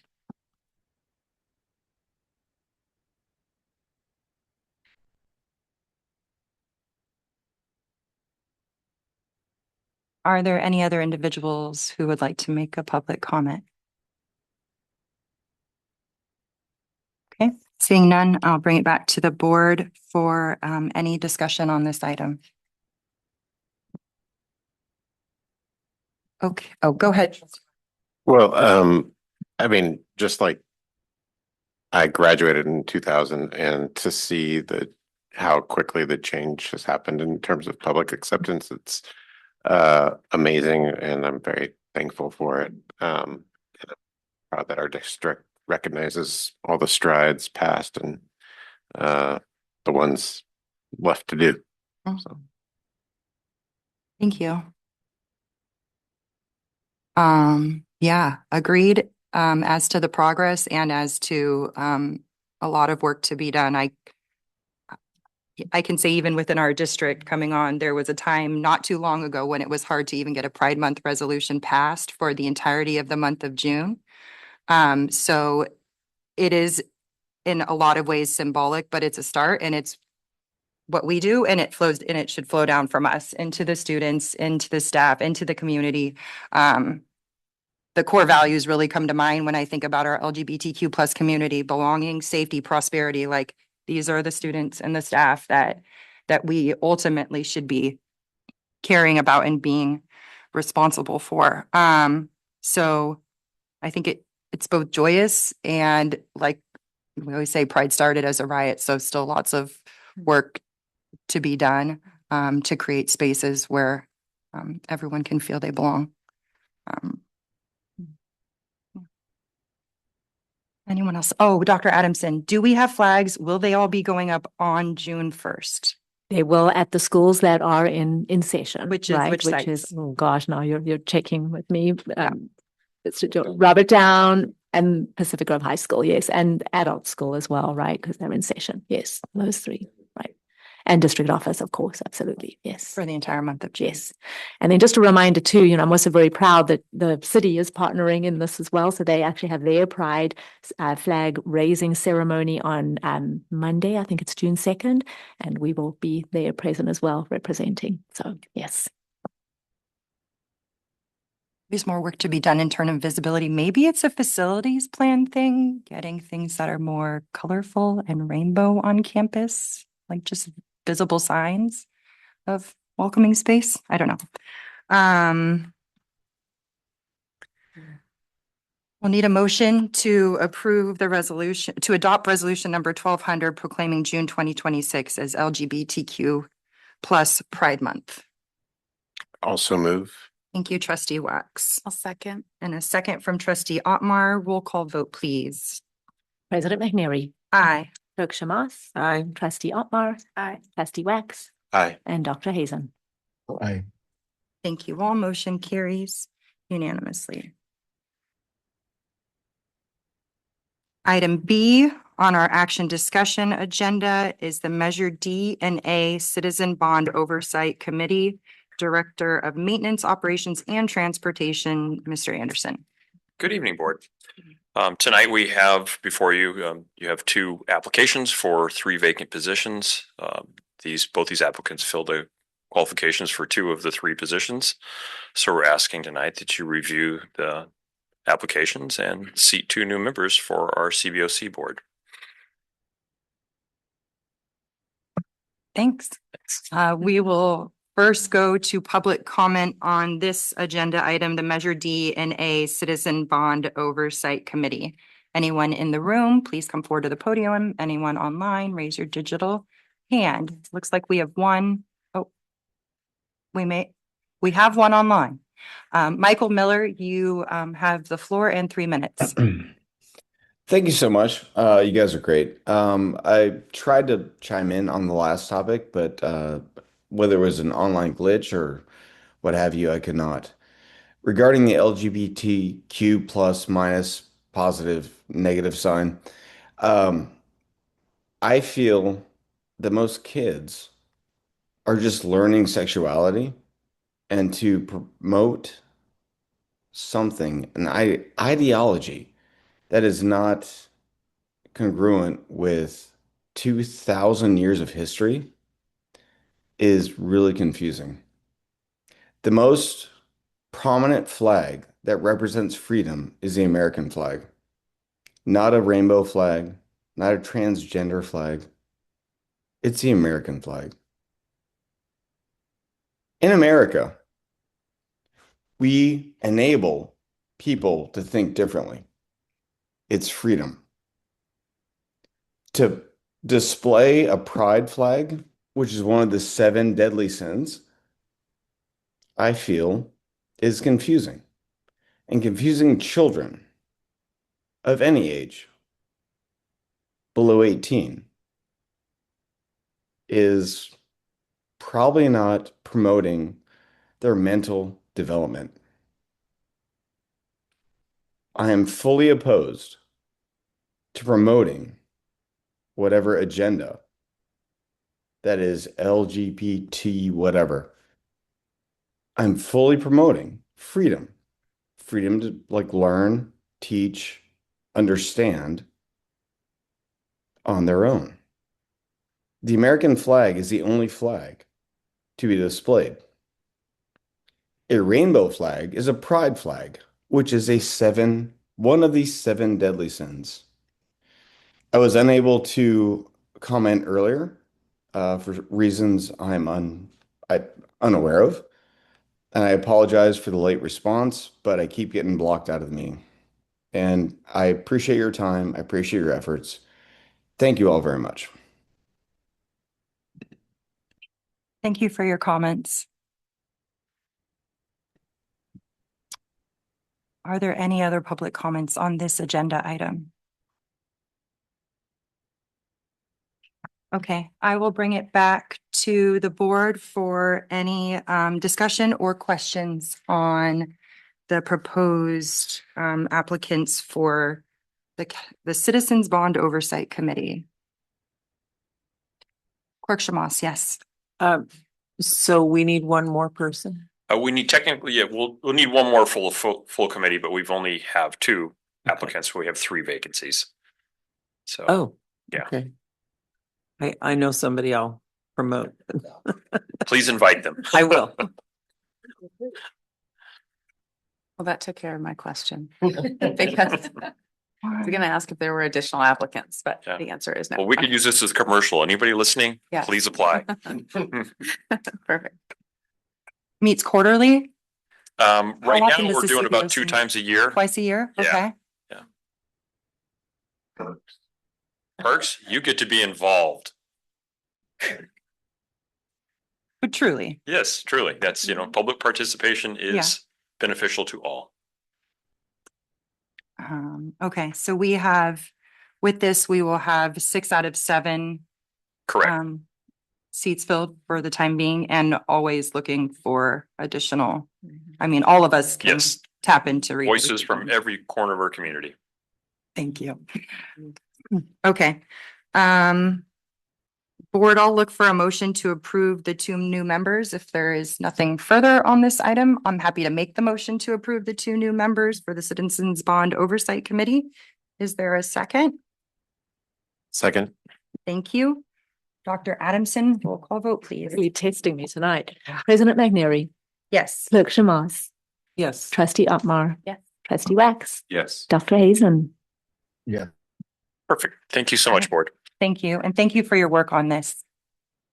I got to attend a part of the CBOC meeting the other day, and I was really impressed with how professionally run it was. It was really great improvement. Yeah.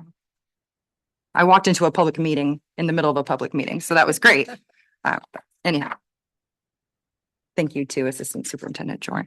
The next one up is our PGUSD transportation plan for home to school transportation and reimbursement expenditure plan for 2026-27. Thank you, President McNary.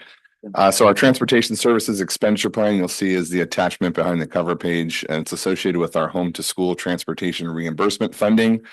We are a basic aid district. I remind us all of that as often as I can, and we do receive a base grant, but the home to school transportation apportionment is not part of our LCFF base grant. It's separate. So every year we do apply for the matching funds associated with the home to school transportation.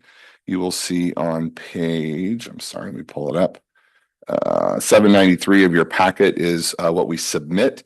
$404,000 in expenditures for our transportation program. Minus some of the LCFF apportionment we receive, which is 114,000, leaves 127,531 that we're seeking additional apportionment for. And this plan will be submitted to CDE, hopefully following board approval this evening. Any questions? I'm available for answers. Thanks for the information. It's fine. First, we will go to public comment. Anyone in the room or online who wishes to make a comment on this agenda item, please raise your hand or come forward. Okay, seeing none, I'll bring it back to the board for any questions, comments, discussion. Seeing none, I noted one thing in the application that this says the plan shall be presented and adopted by the board or local education agency on or before April 1st, 2026.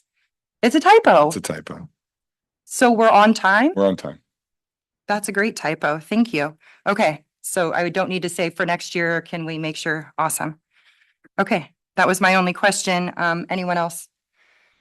Okay. Would someone like to make a motion to approve the transportation plan for home to school transportation and reimbursement expenditure plan as presented? So moved. Thank you, Clerk Shamos. Is there a second? Second. And a second from Trustee Wax, and Dr. Adamson stepped out. Assistant Superintendent Jorn. Roll call vote, please. President McNary, Aye. Clerk Shamas, Aye. Trustee Otmar, Aye. Trustee Wax, Aye. Dr. Hazen. Aye.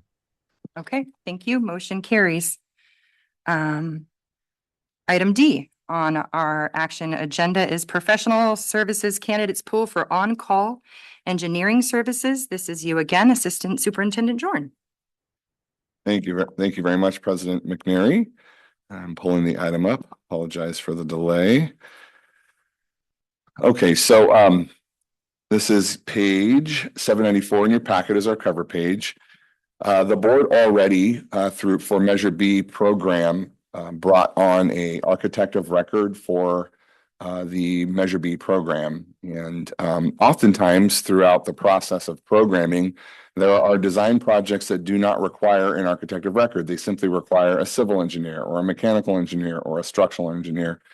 So what we did is we went out and did an RFQ to develop a qualified pool of candidates for engineers that we can pull from if there's a project that does require an engineer only. Of course, this is helps the district with saving costs on soft cost side by not utilizing an architect and then having a sub engineer beneath them. So we did follow the entire process outlined in government code public contract code 2615, as well as government code 4526 about soliciting professional engineering services and developing a pool of candidates.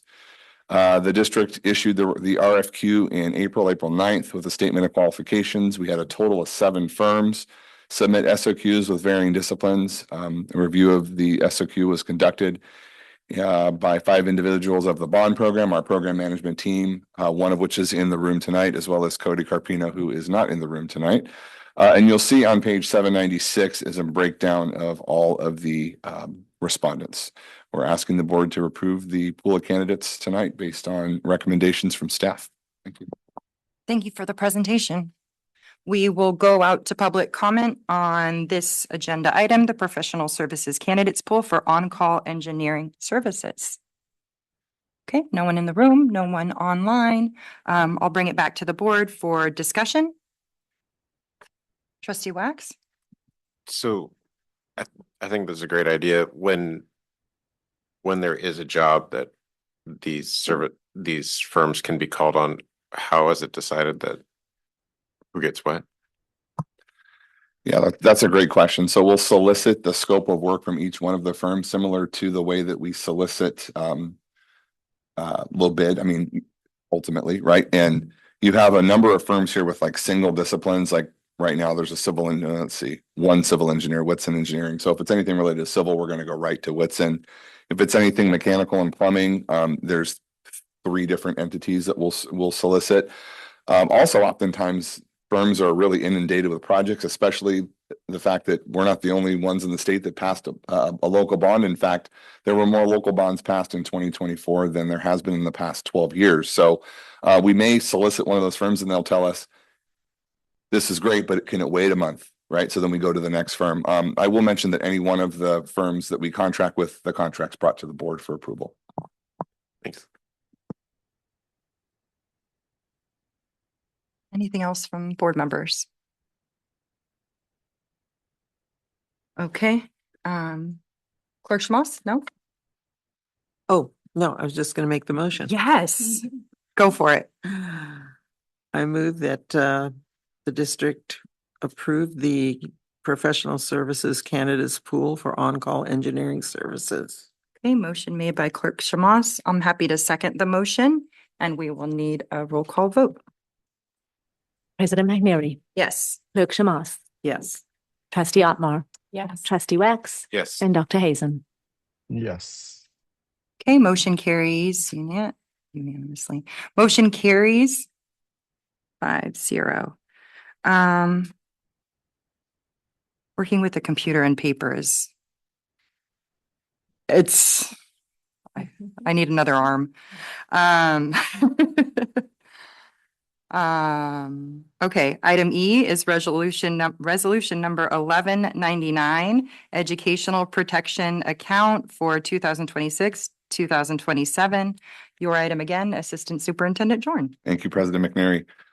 This was highlighted in the budget presentation earlier tonight as well. The educational protection account is a revenue received that can and must cover certificated salaries. You'll see here that we have to give our projections or our estimates at the ending of a fiscal year for the new fiscal year, and then we'll report the actuals to the board. So you'll see this coming to you twice right now for the 26-27 year, and then we'll report actuals at the end of the 26-27 year. I'll report those actuals to you from the 25-26 year at our next board meeting. Actually, sorry, during our unaudited actuals, which is done in the month of September. You'll see here we've estimated EPA for fiscal year 26-27 of $318,078. And we're asking for your approval this evening so we can certify with CDE. Thank you. Thank you. We will first go out to public comment on the resolution regarding the education protection account for the 26-27 fiscal year. Okay, thank you, Director Algaze. No public comment. Bring it back to the board for any discussion on the item. Okay. Okay. I will then look for a motion. I move that we approve resolution number 1199, education protection account for 26-27. Thank you. Second. Oh, Who gets it? Beat you to it. Okay. yes. Motion made by Clerk Shamas and a second from Trustee Hazen. Roll call vote, please. Dr. Adams. President McNary, Yes. Clerk Shamas. Yes. Trustee Otmar, Yes. Trustee Wax, Yes. and Dr. Hazen. Yes. Okay. Motion passes. Thank you all. Thank you, Assistant Superintendent Jorn. Item F on our agenda is the tentative agreement with Pacific Grove Teachers Association for fiscal year 2026, 2027. Chief Human Resources Officer, Mr. Rogaman.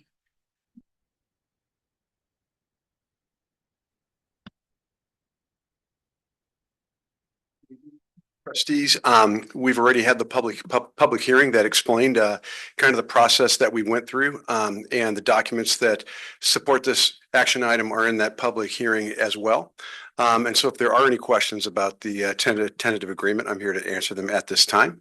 And this action item is a necessary step in order for us to officially accept the tentative agreement that has been reached. Thank you. First, we'll go to public comment on the tentative agreement with PGTA. Anyone who wishes to address the board? Thank you, Director Algaze. No public comment on this item. Board, I'll bring it back for discussion on the proposed agreement, the tentative agreement. Yay.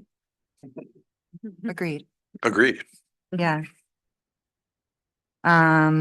With that, is there a motion? I'll be happy to make a motion to pass or to agree to the PGTA resolution. Okay, motion made by Trustee Hazen to approve the tentative agreement between PGUSD and PGTA. Is there a second? Second. And a second from Trustee Otmar. Thank you. Roll call vote. President McNary, Yes. Clerk Shamas, Yes. Trustee Otmar, Yes. Trustee Wax, Yay. and Dr. Hazen. Yes. Okay, motion carries. Thank you all. Thank you. Thank you to both teams. Item G on our board agenda is the proposed board meeting calendar. Superintendent, Dr. Linda Adams. Yes, I am proposing one change to our calendar for the board's approval. We have a special meeting scheduled for June 18th. We have our board governance scheduled for that evening, but I am proposing to change that to a regular meeting. And the only reason being in the likelihood that there may be one or two items that have to come forward for approval that evening, which have to be brought forward at a regular meeting. So just for precautions.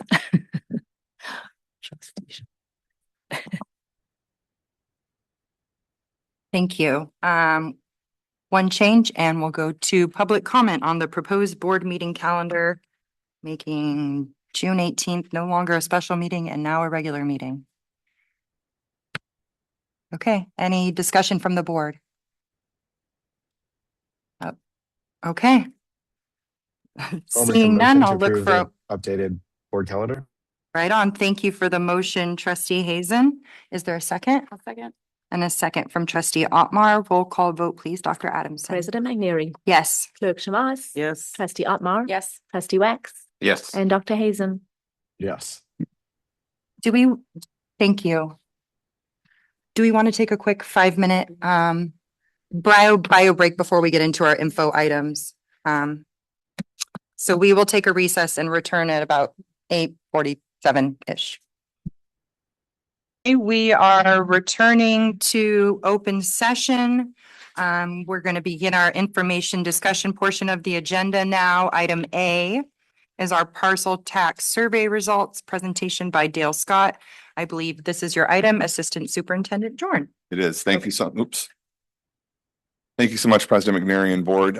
As one of the concepts that was brought forward in looking at the roadmap to potential revenue generation was the parcel tax. And we had Dale, well, he was online last time we saw him, but since then, and the board gave us direction to move forward with the survey, which was done. So we're going to present the survey results tonight, and I'll welcome Mr. Dale Scott to the podium. Thank you. I have given you each a copy of the results. I promise you I am not going to go through every page. It's very long. I'm going to give you the highlights, which is really 10 or 15 pages. If I can take you first, however, to page 2, and it'll be up on the screen as well. This is not part of the survey, but I think it's important to remember to think about this. You have 12,461 registered voters. On the left-hand side is voter turnout in the county of Monterey. So if you look at the dark blue or the blue, that is the presidential election. The black is the gubernatorial and the gray are the primaries. Why am I pointing this out? It's very important to be, if you're thinking about getting on the ballot, to try to get on a ballot where you're going to have good turnout. So for example, if you look at the March 24 presidential primary, in this county, you had just over 30% of the voters voting. But and we had a very poor turnout in the gubernatorial election in November of 22. But remember what we had a recall right before so everybody was like, well, why are we having an election if we just had a recall? So I think the relevant date here is the November 18 gubernatorial election, which was the first term of Governor Newsom.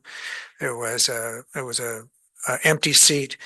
And that turnout was actually fairly close to the presidential turnout you had in November of 24, if you look at those two side by side. So I think that's important to bear in mind before we get going. The way these surveys work, if you can turn to slide 6, is surveys are conducted only with registered voters.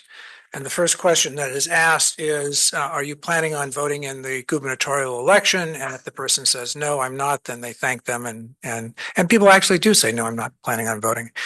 So you only want somebody that's going to be voting. Can we go back to slide 4, please? And then most of this is tended to be done by either email, by cell phones or landlines. But in order to get as many people as possible, they're pushed out by text and cell phones to take it online. There were 214 completed surveys. Now, people often say, well, gee, that doesn't seem like many. But survey research doesn't really work as a proportional number. That's approximately, let me tell you what I mean by that. So that's approximately 2% of your registered voters. So at the same time that your survey was going on, there was a survey done by CBS for the California governor's race. So California has 23 million registered voters. If we took that same percentage that we did in Pacific Grove, and we applied it to the registered voters in the state of California, they would have had to interview for that survey 460,000 to get proportional. In fact, what they interviewed was 1,500. And that's just the way survey research works. You're assuming that you're going to pick out the same number of black balls out of the base of white with 100 balls, or if it's got 10,000 balls, it's going to be the same proportions. And that's how it kind of works. However, I do want to point out, it is tough to get people to take these surveys. 6.7% margin of error is high. And so to keep that in mind, we'd like to see that closer to 4 or 5, but it's a matter of cost. You run out of time, you run out of money, and you have to stop the survey, and that's what you have. The way these surveys work is once the person is on the line and once the person is taking it online, they are asked a couple warm-up questions, and then they are asked the question, this ballot question, as much as we believe that question to be. It'll obviously change before you get there a little bit, without any information. And then we measure that based on what they say. How much does that change based on the information we give them? There are, however, a fair number of demographic questions asked at the end. I like to bring them up front because I think it's important to get a sense of who is being surveyed. So let's go to slide 5. Information about the district. What is the main way you receive information about Pacific Grove Unified School District? I'm not sure why this is not showing up on the Oh, because it got converted to Google Slides. Oh, well, there we go. We'll blame Google for this one then. Well, you have it in front of you, then that's good. So this is, how do you get your information? Again, voters, how do you get information about the district? It is very impressive that you have almost over 1/3 that are saying friends and family or district employees, district communications or public meetings or district social media. That's very unusual to see that large of a district imprint. The one that really stands out, however, is 19% of the people interviewed said they get most of their information from the Carmel Pine Cone. I've never seen anything like that before. I really have never seen anything that big in it for a local weekly. It's really quite impressive. Page 6. Do you now have, or have you ever had, any children or grandchildren who attend or have attended schools in Pacific Grove Unified? 52% say no. 52%. 52% of the voters, I mean, the board members generally tend to think of their constituents as parents because those are the people that come and complain to you and come and talk to you about it. But in fact, over half of your voters have really no idea what you do, except that you are on a school board and what the school does. They don't know what is going on as a user, I should say. Slide 7. Do you agree or disagree? Pacific Grove's public schools are our community's most important asset and should be our #1 priority. 74% agree with that question. And on the next page, slide 8, do you agree or disagree? Quality schools improve property values. 86% agree. And as I sometimes joke, is there any other issue in this community that you can imagine 86% of the voters agreeing on something? So it's quite impressive. So we asked these groups of questions in kind of different groups. There's voter attitudes about the projects. There's voter attitudes about the taxes. There's voter attitudes about the protections that were put in.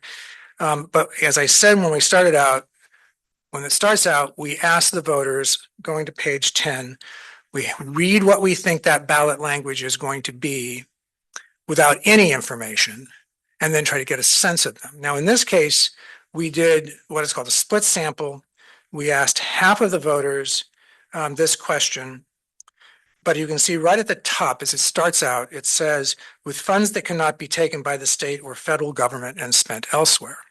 That's how the first question started out. The second question was exactly the same as the rest of the words in here. And you notice that we put in all the school names, we put in what the tax amount is, we put in the fact that there might be a senior citizen exemption.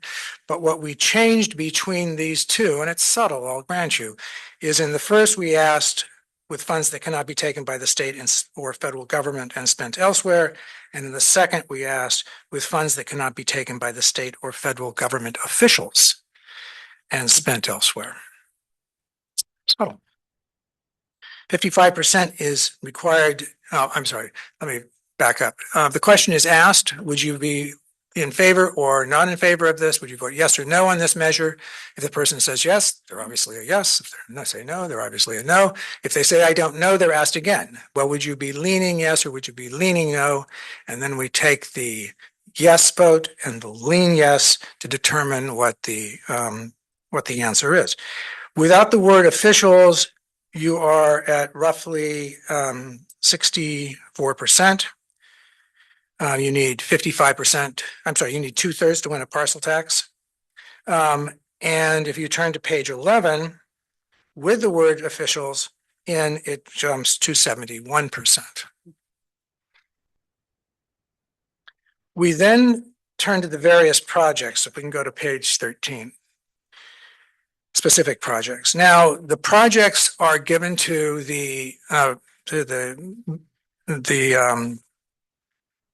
recipient, the person who's taking the questions. They're mixed up, they're randomized. But in here, they are being put in order so you can see what goes to the top and what goes to the bottom. The black line is a 2/3 majority. And you can see almost all of these projects on this page do quite well. And we have about 10 projects. Number one, enhanced reading, math, and instructional programs. 70% say they would be, roughly 70% say they would be more likely. Another 8 or 9% say it wouldn't make any difference to me, but those are people that have originally said that they were going to vote yes anyway. So we kind of count them in that. But the dark blue that you really want to look at, and they're all of these projects are working pretty well. If we go to page 14, we can see they begin to fall off. So for example, at the bottom, enhance student safety and security throughout the district, that only garners about 52% say it'd be more likely. Support athletic programs, 40%. Then you can look over on the other side of the page and see what happens to the dark red. Those are the people that are voting no, and that begins to increase. Taxpayer protections on page 16, we've already hit on one of them. Funds cannot be taken by the state or federal government and spent elsewhere. We ask that two different ways. Different people get this question in different ways, depending on which way they were asked the first question. Then they get the opposite to see if it makes any difference. We still find that both of those are extraordinarily powerful, even though it looks like not having the officials in is more. But if we dig into it more, I'm not going to go through that tonight, but we still come back to the conclusion that having the word officials in there is very important for people to understand what's going on. Complete public disclosure required. Roughly 75% say they would be more likely if they knew this. Funds cannot be taken by the state and spent elsewhere. Roughly 75% say they would be more likely. Turning to page 17. Independent Oversight Committee and Auditor will review all spending. Only 60%. That's just sort of fallen with time. People have become less. That used to be a very big deal. It's kind of less now. I think people just expect it as a norm, and it doesn't really move the needle as much. The interesting one, and the one that deserves a little bit more thought with your superintendent, your assistant superintendent, and digging into the data is at the bottom. Senior citizens would qualify for an exemption. Now remember, that doesn't say that they would receive an exemption. It says they qualify for an exemption. So with the way a parcel tax works, if you provide that, then the person who is over 65 or over, who is a resident and owns the home, they can apply to the district for an exemption. It's not automatically granted. Still, the interesting number there is to look at the less likely. You have 15% say I'd be less likely to vote for that. 50% saying they would be more likely to vote for it. So it's an interesting one. It works kind of both ways, and you can kind of imagine why.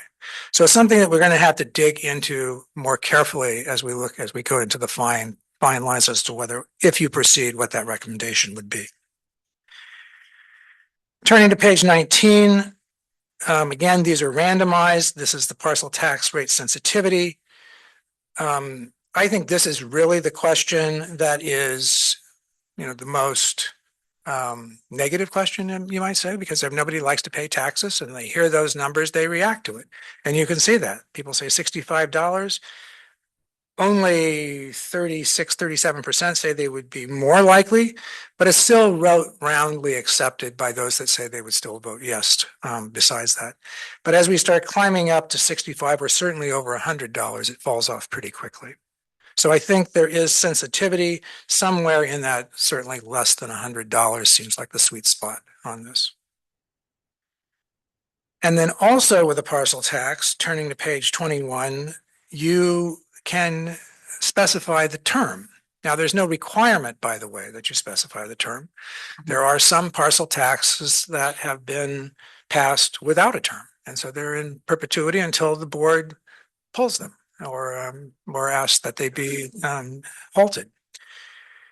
Some of them have cost of living indexes, and there's many things you can do. However, it is the vast majority. You can see the impact of the term on here when people hear that it would last for 9 years. Again, look at the less likely vote.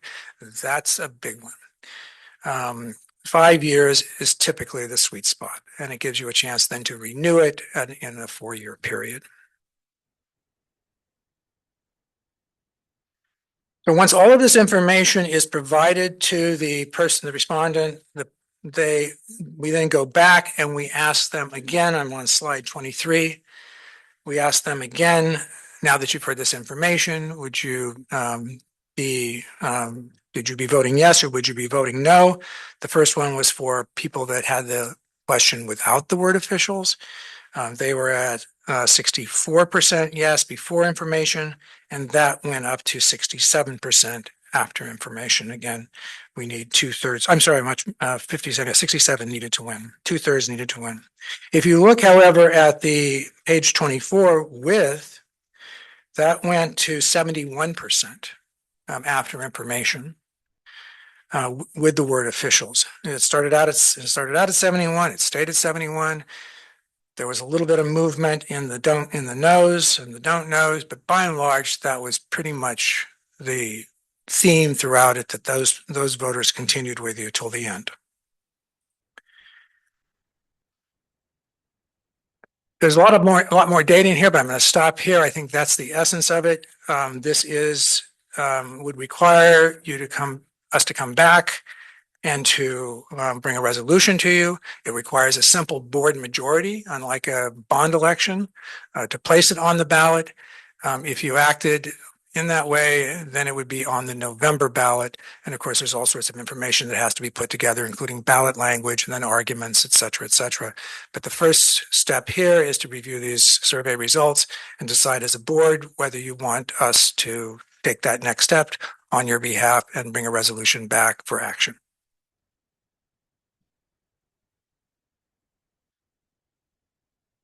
Thank you for the presentation. We will first go out to public comment as we do with every agenda item. Are there any individuals still online or in the room who wish to make a public comment on our parcel tax survey results? Okay. Seeing none, I'll bring it back to the board for discussion. Would anyone like to start us off? Trustee Wax? Yes, thanks for the presentation and the information. A couple of questions about the rate sensitivity. Were those randomly split up into, I mean, it's not exactly thirds from the respondents, but no, each respondent gets all three of those questions, but they get it in a randomized order. Oh, I see. All right. Okay. And then the model or potential language stated 5 years, but we don't know how they would react with no years specified in the rate or in the parcel tax link. You are right. I know that if we put that question in, I'm pretty sure I know what the answer is, given that 9 years, what happened. That is a alternative that is rarely used by first-time parcel tax districts. It's usually when it has been in place and then renewed a number of times, and then they go back and say, okay, can we have this? Can we just keep on going with this? And then they take place. I don't know if I've seen any I'm sure there's been one or two, but it's just so rare that somebody that doesn't already have an existing parcel tax would go out without that. But you're right, we did not test that. Okay, yeah, because I was just curious because if it didn't say, like, when you vote on a law or if you're adopting a resolution, it doesn't usually have a deadline. So in a way, it seems like more acceptable in my mind, almost like that would just kind of be in perpetuity. But you know, I don't have a parcel tax right now, so I don't know.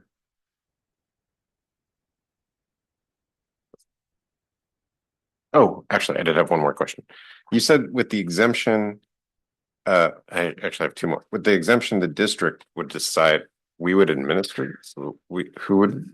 You don't decide, but they have to apply to. Now there would be a consultant that you would hire to review those, obviously, and make sure that the person is a resident and make sure that they're the property tax owner, make sure they're over the age of 65, but they do have to apply for that exemption. If they don't apply for the exemption, and then that application is built in, that application is built into the parcel tax information that's given to the county. If they don't apply, then they receive the parcel tax on their tax bill.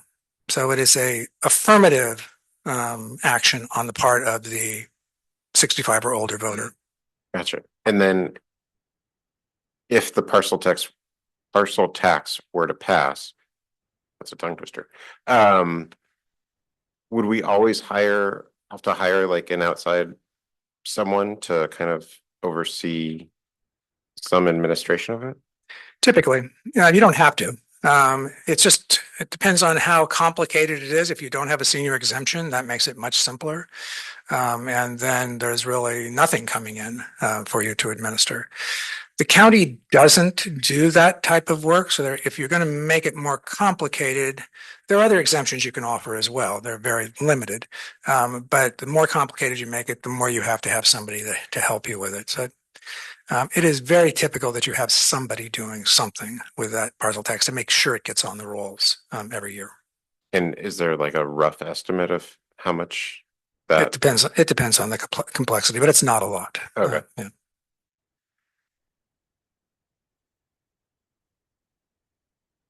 I had something else that I forgot.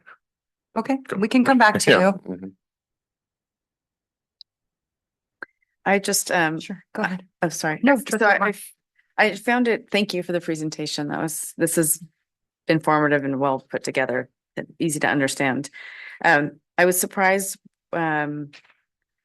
about the question with the exemption for senior citizens, just based off of the population of Pacific Grove. Do you know what the age range was, or did you ask how old the participants were? So Yes, I didn't put it in the survey, but yes, we have that. And that's what I want to go back and look at in terms of the crosstabs and the correlations on that. Now, you would think, oh, that's an easy one to answer because the people over 65 are going to say, yes, I'm for it. And the people under 65 are going to say, no, I don't think it's a good idea. But it's not that simple. You'll find a lot of people over 65 that say, I think that's silly. And they're against it. So it's something we need to go back and study a little more carefully. Because I mean, I think an exemption would be all right, but it also, and how many people would actually apply for the exemption, I don't know, but based off of our population in Pacific Grove, I wouldn't want to cut out a big chunk of the population either. So yeah, I'm saying that as nicely as possible. No, it's a good point. Yeah. 34 and 35, there's some. Is there? Yeah. Well, some information. It was in our. Yeah. Oh, thanks. I missed that then. Yeah. I missed that part. Yeah, you have over half of your voters that were the respondents are over the age of 65. Now, that doesn't mean they're all homeowners. Oh, I'm sorry. On page 30. Yeah. Is the right. That's the breakdown. Yeah. Right. So again, they have to be a homeowner, and then they would have to actually apply for it. But it does cost, it is a haircut. The amount of money that comes in. There's no doubt about it. Yeah. Thank you. Very big haircut. Dr. Hazen, thanks for raising your hand. Go ahead. Of course, yes. Two quick questions. And first of all, thank you for the presentation. One, I would love, Mr. Scott, your advice here because that error is right smack dab in the leaning yes camp. Is this the kind of thing normally? What advice would you give to a school district about putting something like this on the ballot, given these results? Because I was expecting them to come in a lot lower, given some of the issues our city's been facing lately. Well, the way I look at this is more of a dollars and cents issue, frankly. It's going to cost you roughly somewhat less than the amount that you cost you to run your board elections because you're going to have to pay the county. There's some legal fees and there's some consulting fees. Those are not enormous, but there's some money there and that's at risk. If it passes, however, you're talking about raising, $800,000 times 5 years. So, over $3 million. So, that to me sounds like a pretty good deal, but it's not my money. It's your decision to make. You are definitely, based on these results, you are definitely on the cusp. I mean, it could go either way. A lot of it also has to do with what happens in the primary that's coming up for the governor's race. So you would be taking action after that, I believe. And it'd be important to know that is there going to be really a competitive race? I mean, that's the question that happens because it's all about turnout. And I'm sorry, you had a second question. Yes, the second question, it's a bit of a one. I think it's probably targeted more at Assistant Superintendent Jorn, but thinking, we have another item coming for a first read on no hirings on one-time funds. And I assume a parcel tax, since there's some expectation of renewing, would that be considered one-time funds?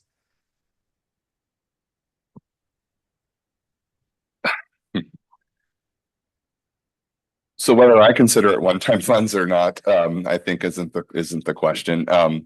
Yeah, it's not, by nature considered a one-time fund, which is something that you would use to hire people, to hire staff with, that you would have the opportunity to call it temporary funding. So the answer is no, it's not one-time funds. However, we are bringing BP 3100 forward on budget, and there'll be an administrative regulation to follow. We could define in our administrative regulation, how to use something like a parcel tax to commit those dollars to expenditures associated with people or not to. So really, that's kind of up to us to define. But technically, no, it is not one-time funds. There's no real, even though it has a 5-year expiration, it's not considered a one-time fund. That's great. And the second part of that, and I'm not going to ask you to do this math on the top of your head, but one of the things I'm wondering is one way we could recoup is if we were to get to the point where we no longer needed a TRAN because we were able to raise enough reserves. Is there one of these options for the parcel tax that would get us close to the point where we wouldn't need a TRAN? We'd have enough of a reserve at some point so that we could then have $500,000 that could go towards hiring of folks because it's no longer part of our. Yeah, I actually ran, just because you brought this up before, Dr. Hazen, I did run a reserve calculation, and it's around 27 to 28%. The district would have to have a reserve of around, and again, that's dependent upon 28% on current expenditures. As expenditures rise, the reserve would have to be higher, but around 28% is what we would need in reserves to forego a TRAN and maintain the required 3% reserve for economic uncertainty. Right. And I'm wondering, I mean, that seems like that would be hard to get to, even with, I'm thinking like 5, 7, 9-year parcel tax / 65, 85, 105. It wouldn't be a one time, like 5 years, $65 and we're out of it. It was probably going to be multiple parcel taxes to get our reserves up that high if we wanted to. Yeah. Yes, correct. Thank you. Those are my questions. Yeah. And just to note, our neighboring district in Carmel Unified has a very robust reserve and still utilizes a TRAN. So I don't know if that's going to be something we can absolutely get away from, but I like the direction we're heading in the goal. Clerk Schmass. Yeah, I don't see a good outcome for trying to exempt seniors because it's like cutting off your nose to spite your face. I mean, we just wouldn't, get that much from it. And I think there's probably a lot of people that feel it's a fairness issue, I mean, just because you don't have kids that go to the school district, it is a community that you're supporting. So anyway, I wouldn't want to offer that. What surprised me on here was the positive review or feeling of using this money for before and after school care. We need that.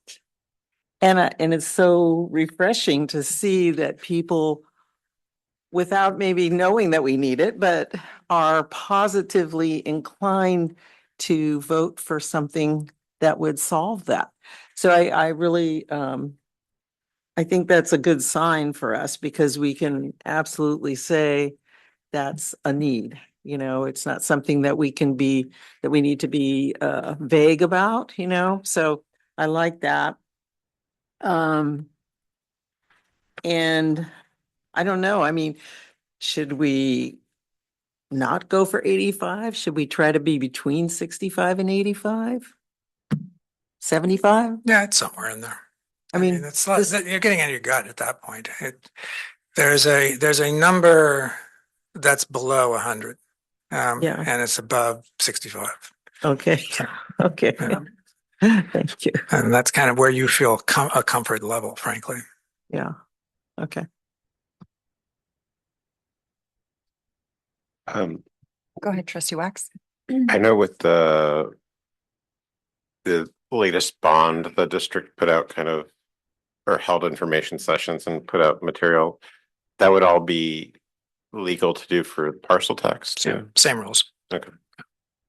I think we would definitely plan on doing, a similar, sort of informational piece that was very well received. And I think that definitely helped. Yeah. Perhaps an interview with the Pine Cone.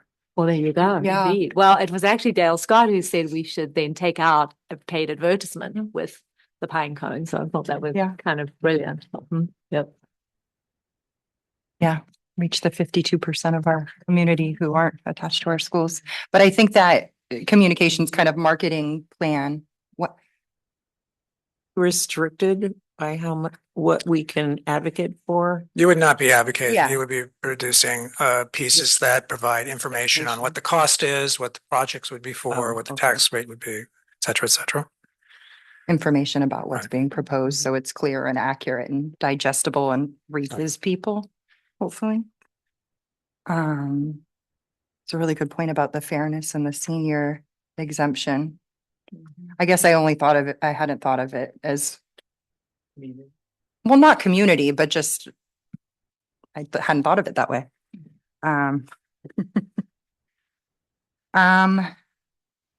Trustee Wax? Sorry, one more question. The language with this would legally bind us to these uses? No.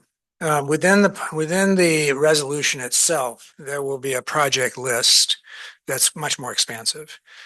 These would be examples of what the projects would be used for. Thanks.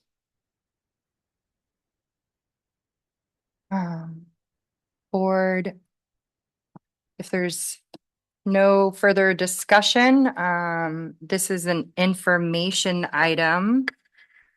But we will need to give direction if we are going to proceed with the parcel tax, because it will need to come back on our June 4, our next board agenda to move the process along. And this is the hard part. Because what's that? Would you like me to clarify the timeline or to have Dale? We have Okay. the little short slide in the short slide of board action on June 4th, county deadline August 7th, election day November 3rd, first bond sale early 2027. I believe that June 4th was an early date. It's a public hearing. Right. That's right. And It would be a public hearing on June 4th and an action and adoption on June 18th. So in order to seek a parcel tax, we hold a public hearing and then we have an action item. Okay, thank you for that clarification. So we would have it would come forward at our next two meetings. Okay. When would we have to have the ballot language ready? Mhm. But when you vote on it. June June 18th. 18th. Is the ballot language something that we give input on, or is it kind of just standardized? Neither. Okay. Go for it. No. Yes, there's a fair amount of regulations as to what has to be into that language, and then there's a fair amount of simply practitioners such as us drafting that, and then making sure that it fits the needs and requirements. But no, I would not recommend that you try to draft it on your own. No, I just wasn't sure if things were kind of customized or personalized based on districts. They are personalized. Okay. Thanks.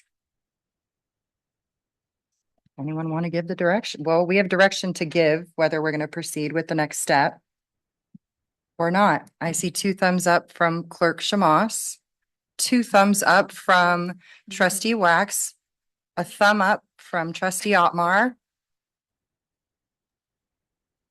Trustee Hazen? All right, kept us in suspense. So that's 4 thumbs, 4 trustee. Oh, that's a lot of thumbs. Anyways, I'm not counting thumbs anymore. I will count people. So that is 4 trustees in favor of us. Yeah, I'll give myself, but we've got quorum. So I'm on board if that's what the desire of the board is, absolutely.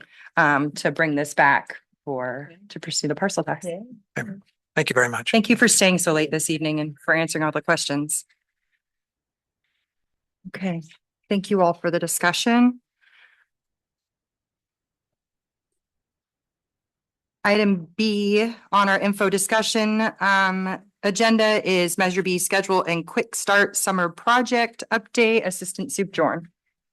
Yeah, I'm going to hand it over to Dustin Connor, who is our program manager, and he has a presentation he'll share with you. It's also in the packet, starting on page 911. Actually, the presentation starts on 912. Good evening, ladies and gentlemen of the board, Dr. Adamson, Mr. Jorn. Thank you for having me tonight.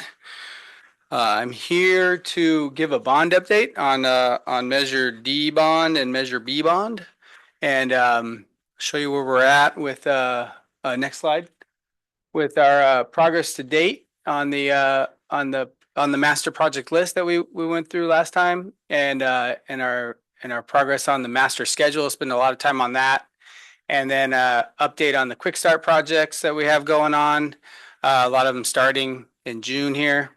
And then next steps on our implementation plan. So overall update, next slide. So we've been online for not nearly a year yet, and so we were here in September and got the quick start projects approved by you all. Did the estimating on that, got the scopes together, and those have been through design and bid out, and we're going to start the work here. Measure B bond project list. We spent some time on that, working with the district and getting in the facilities subcommittee, and got approval on that list in February. And then just tonight we got approval on our consultant list for engineering. So thank you for that. So we work towards those projects, and then the master schedule's in progress. And tonight we're here to show the proposed master schedule. It's an information item for the master schedule because schedules are so fluid. It wouldn't be reasonable for us to be looking for approval from a board to move a project a month or so. It's different from a budget where we have a fixed budget and we come back and we get bond list revisions if we're gonna do anything with the bond list. But with the schedule, it's more give us feedback on what you're thinking, and we can adjust it as needed. And then this is our little bar chart here showing the progress to date. We did meet with the facilities subcommittee earlier in May here with the schedule and got their feedback on there, incorporated those comments. And so the master schedule is tonight, and then we'll move into procurement of our design with our design partners for the projects for 2027 next month. Here's our bond list report. So it's on the BMET spreadsheet, that software that we use for tracking all of the budgets. You can see here on the list that we have a project number assigned to every job that was approved now. So we're tracking everything within the bond with this project number. So with the schedule, you'll see that budget number. All of our invoicing and our PRs and our POs and everything is attached to that. So we're keeping track of where all the money is being bucketed for each project. And then this is just a slide shot, but a snapshot of our list, but it is also uploaded on the webpage for public to be able to see what's been approved and where we're moving with this with the program. Next slide. So we're going to get into the schedule here. So now that we have the approved bond list, we had to figure out, okay, how do we roll this project? How do we roll out this schedule? There's a lot to think about with master plan schedule. And so some of our constraints or our talking points while we were working through it was what did the facilities master plan say? That was our first document that we were presented with, and we wanted to make sure we were following those priority 1 projects, making sure those were getting done. And then through the development of the project list, we heard a lot of feedback about what are the big needs that we need to have here at the district. What are the jobs that we've been talking about that we haven't seen? And so those larger projects we decided to put towards the front of the list or the schedule. Project size is also something we need to think through. Where can we fit a project of this size into our? We really have 2 months of summer to get construction done every year. Where the students are mostly gone, they're still kind of floating around. But with a larger job, we had to consider, how do we fit that in, and what swing space interim housing can we install to facilitate those jobs. Current condition of the facilities, that's kind of the priority 1 projects. Available swing space, talked about that.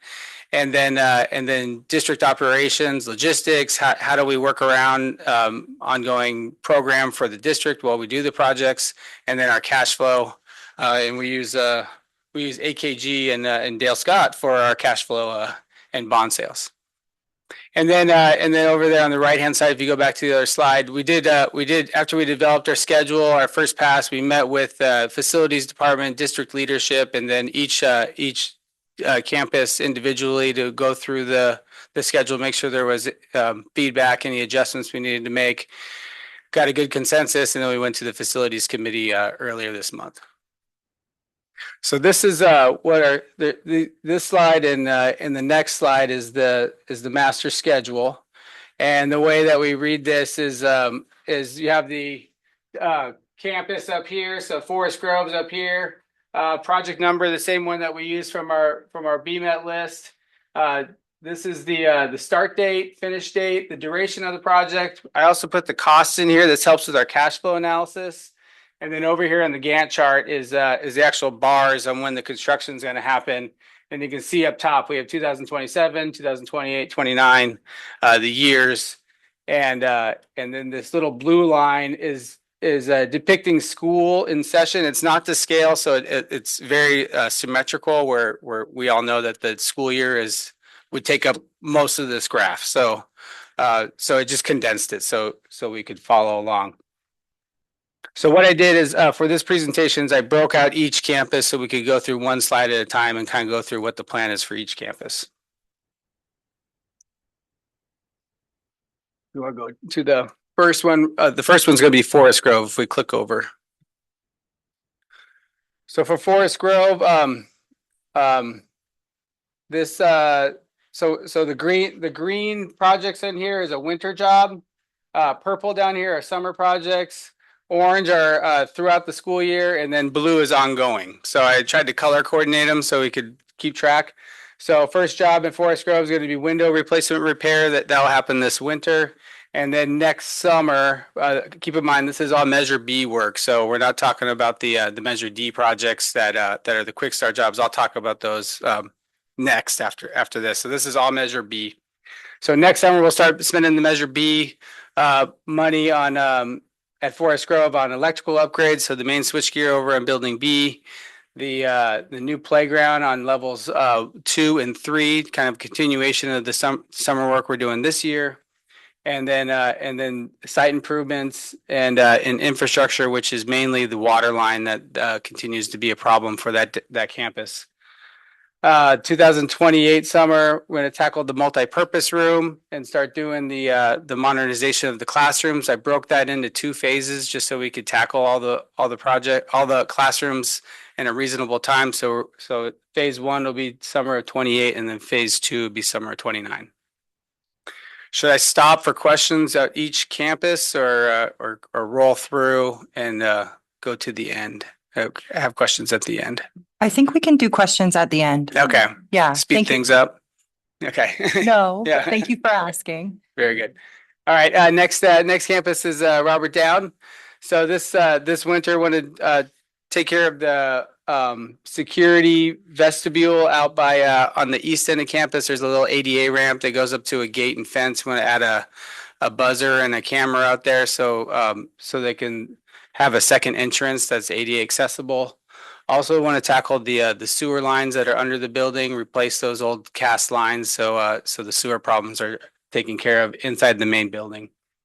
And then work on the de-escalation wellness space. That's going to be a portable that's off on the east end of the playground. I think it's portable C. Yes, and turn that classroom into like a wellness center, so a spot for the staff to use to take students and let them kind of wind down. Summer of 27, we're going to do the special ed classroom. That was a priority 1 project on the list, along with a restroom in that room. And then again, continue the site improvement projects from this summer with adding an amphitheater outdoor classroom at Robert Down between tier 1 and 2 up to the field. 2028, planning to work on all the ADA and wayfinding improvements. This is egress within the main building, making sure that's all code compliant.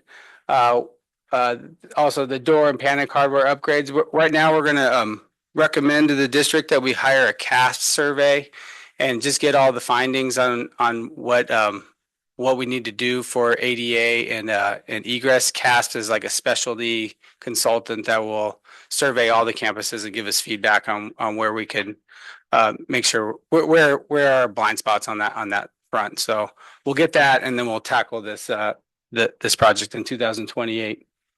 And then start doing the auditorium. That's a big project over there. Do that summer of 28, and the HVAC system that's associated with it. And then in summer of 29, finish up the HVAC over at Robert Down. Next slide. Middle school, more jobs, bigger slide. So fire alarm is our first job this winter, making sure that's in good shape. And then next summer, the first big job we'll kick off, which will be the track and field upgrades right out here.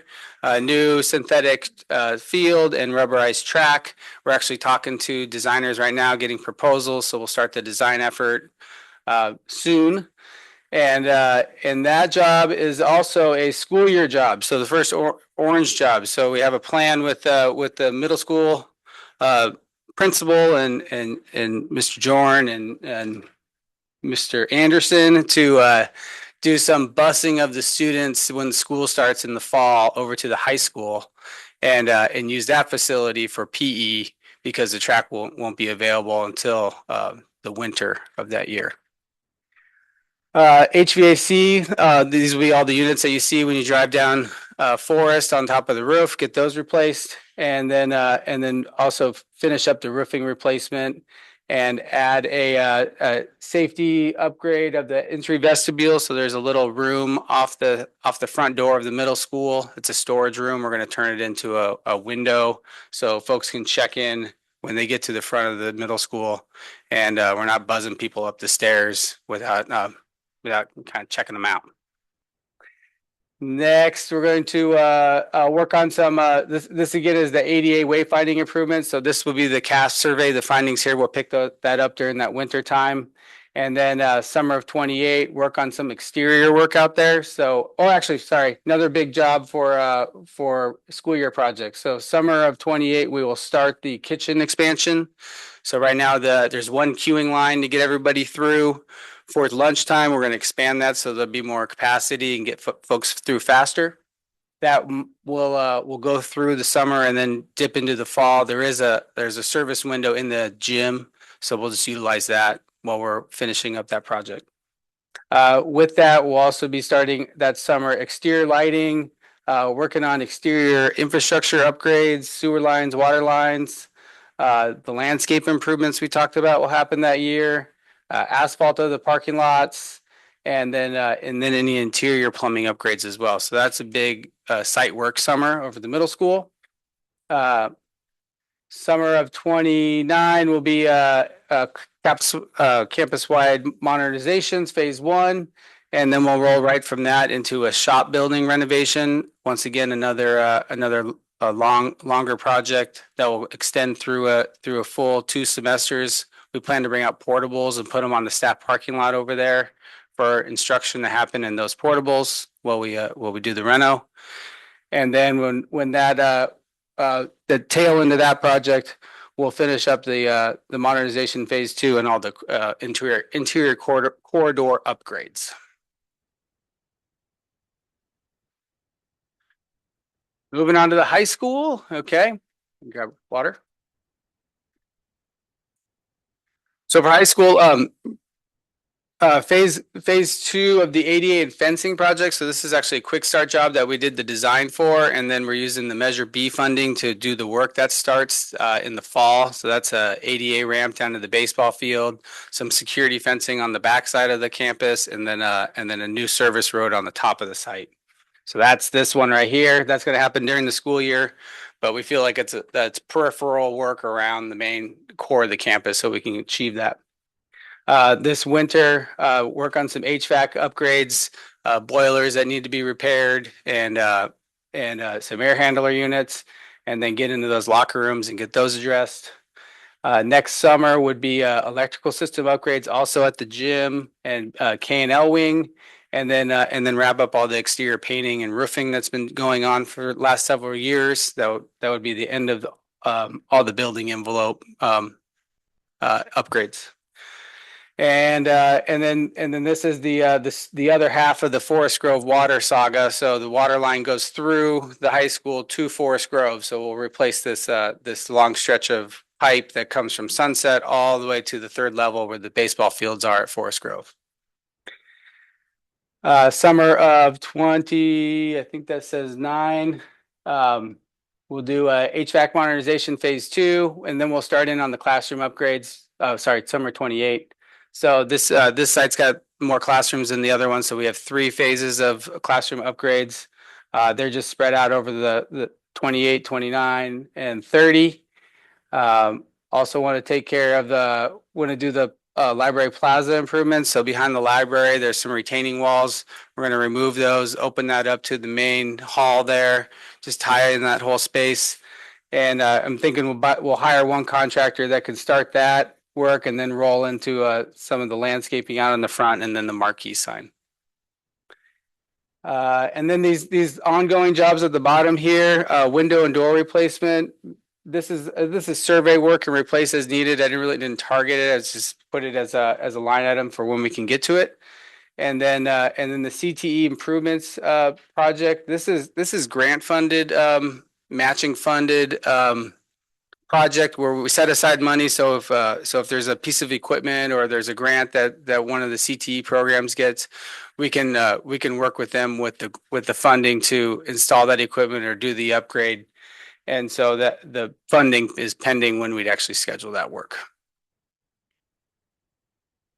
Adult school. So this is also these 2 projects. The first 2 is the parking lots where the annex building F is right now, over there next to the daycare off 17 Mile Drive. And then phase 2 ADA site work and parking. That's the main parking. So part of Measure D, we did the design for the parking lot work, and then we're going to use Measure B funding to do the project. So that will start in the spring semester and roll into the summer.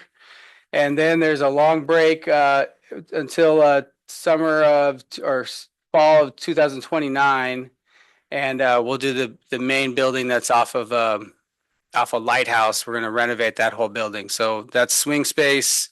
Get a portable out there for the office. We're thinking about utilizing the multi-purpose room over there for some classrooms, squeezing into some of the parents' place for the duration of the construction.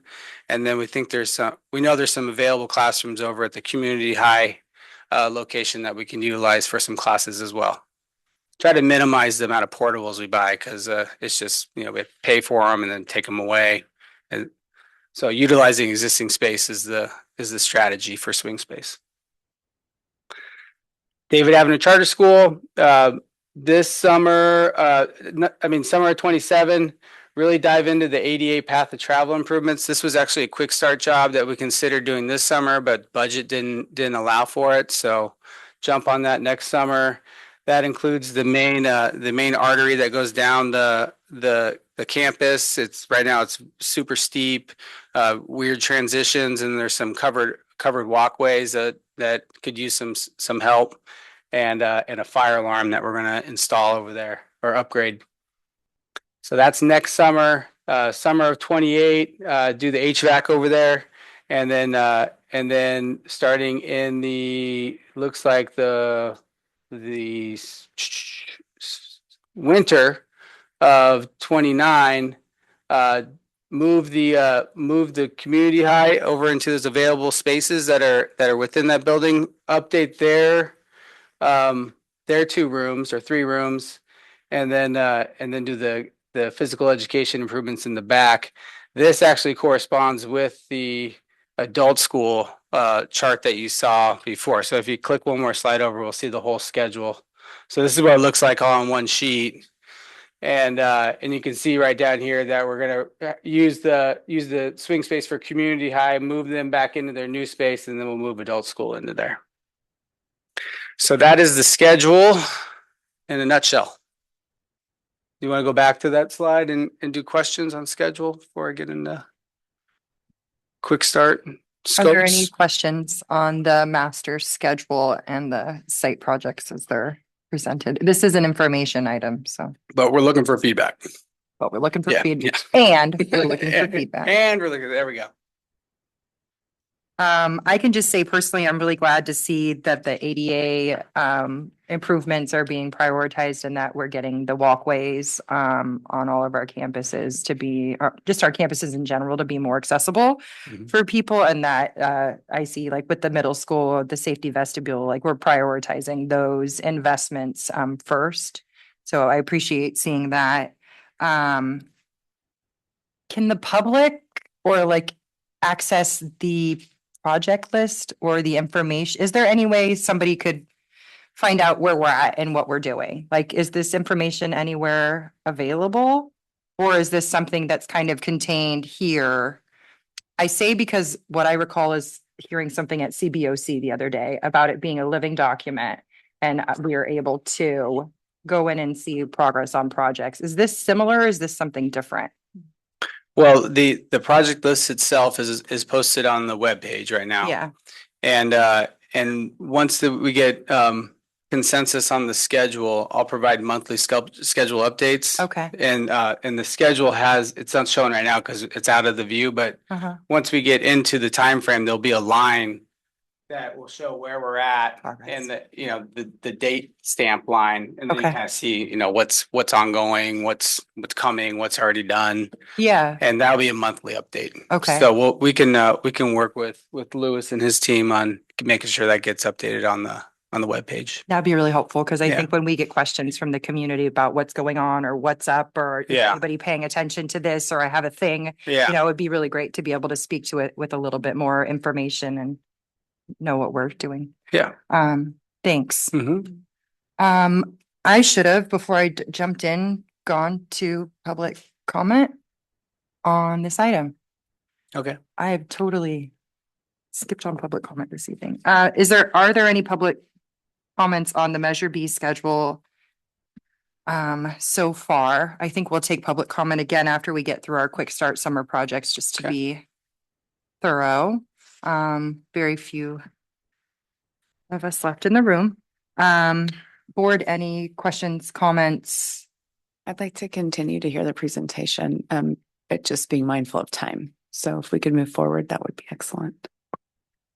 Absolutely. Should we extend? We will need to extend the meeting. Would we like to do that right now? Okay. Yeah, we have to go back to closed session after this open session. And so would someone like to make a motion to extend the meeting? I don't have the closed session agenda in front of me, but we do have multiple items to get through. 11. Okay. That's my motion to extend till 11 p.m. Motion to extend made by trustee Wax. Second. Okay. Motion to extend the meeting to 11 made by trustee Wax and a second from clerk Shamas. We will need a roll call vote, Dr. Adamson. President McNary. Aye. Clerk Shamas. Aye. Trustee Otmar. No. Trustee Wax. Aye. And Dr. Hazen. No. Okay, motion carries 3-2 with trustees Otmar and Hazen dissenting. So we will be extending to 11 p.m. this evening. If I could just make a comment that we please be mindful of the time and of everyone that's in the room and folks that have to be to work early tomorrow. So if we could move forward with a little bit more speed would be appreciated. Thank you. I am doing the best that I can and I appreciate your feedback. Would you like That's to? not needed. Let's move forward. Please stop. I'm being mindful of the time. We all are here together trying to get through this work.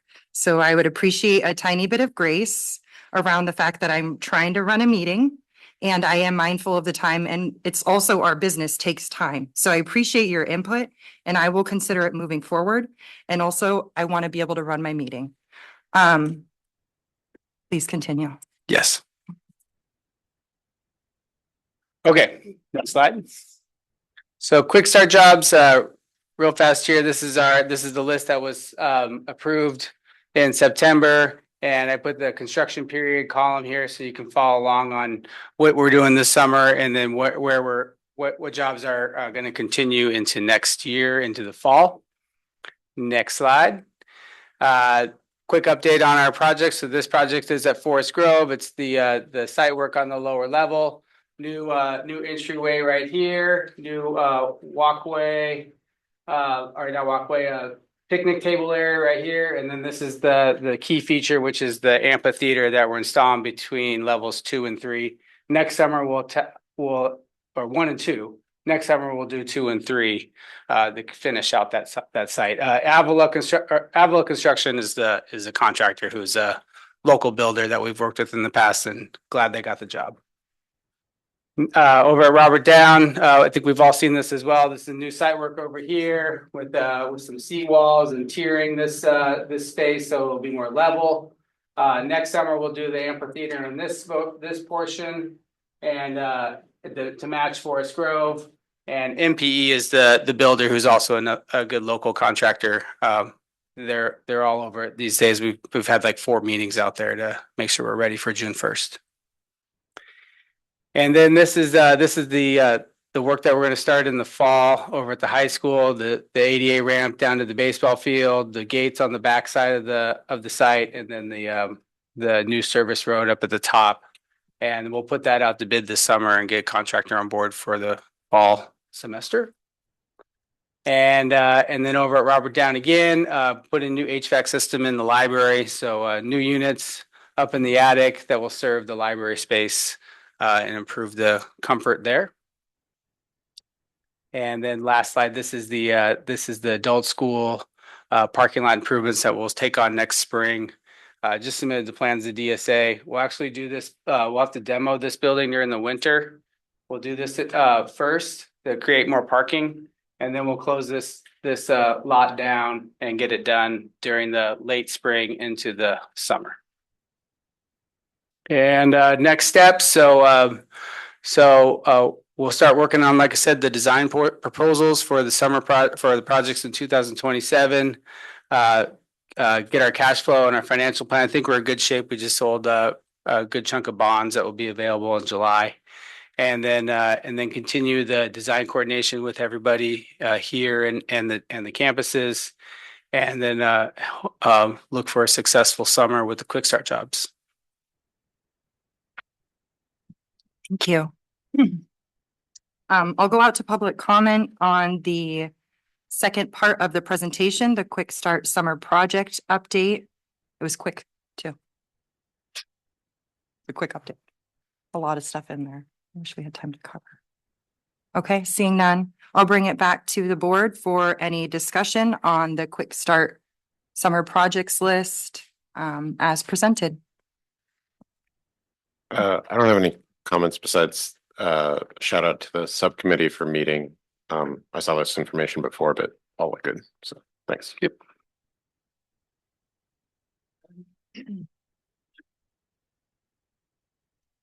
Will we have another committee meeting at some point? Yeah, I'll answer the question, sorry.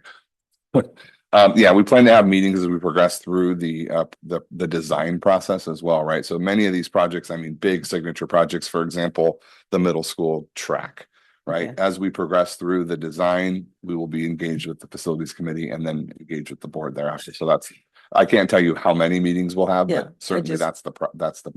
Okay. Also, what was I gonna say? Well, one thing I want to ask you about the water line from the high school over to Forest Grove. Does that mean we're gonna put in more beautiful pipes that stick up out of the ground from there, or? Well, we need to engage Just wonder. Because we have, the there's- backflow preventer that sits out front. Yeah. We haven't finalized that plan. Still need to get the design done. There's two options. One is use the existing water line and come in after the backflow preventer and go down that route, or further down the street, do a new tap into that main and then take it between the baseball field and the parking lot there. So there might be another backflow, but we could talk about taking it off the main sidewalk. And the other thing is, as you're doing these projects, Yes. if you run into problems, like some kind of something you didn't expect, right?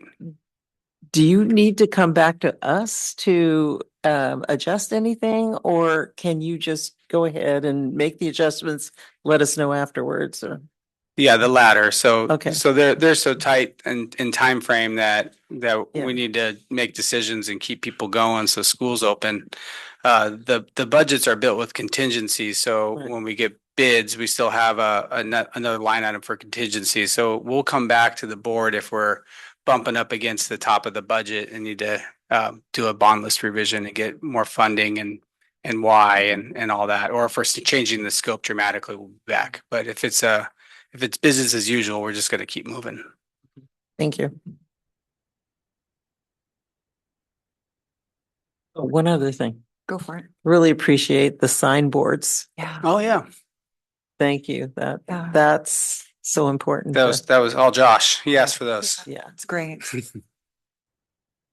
Good visual reminder for our community that aren't connected of the work that's going on, all the work. So we do plan to do that as we progress through the entire measure. I mean, some of the small, like one-off projects, not so much, but certainly the large projects will update the boards.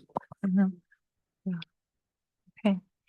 All right. Thank you. All right. Thank you, everybody. Have a good Yeah. Have a good evening.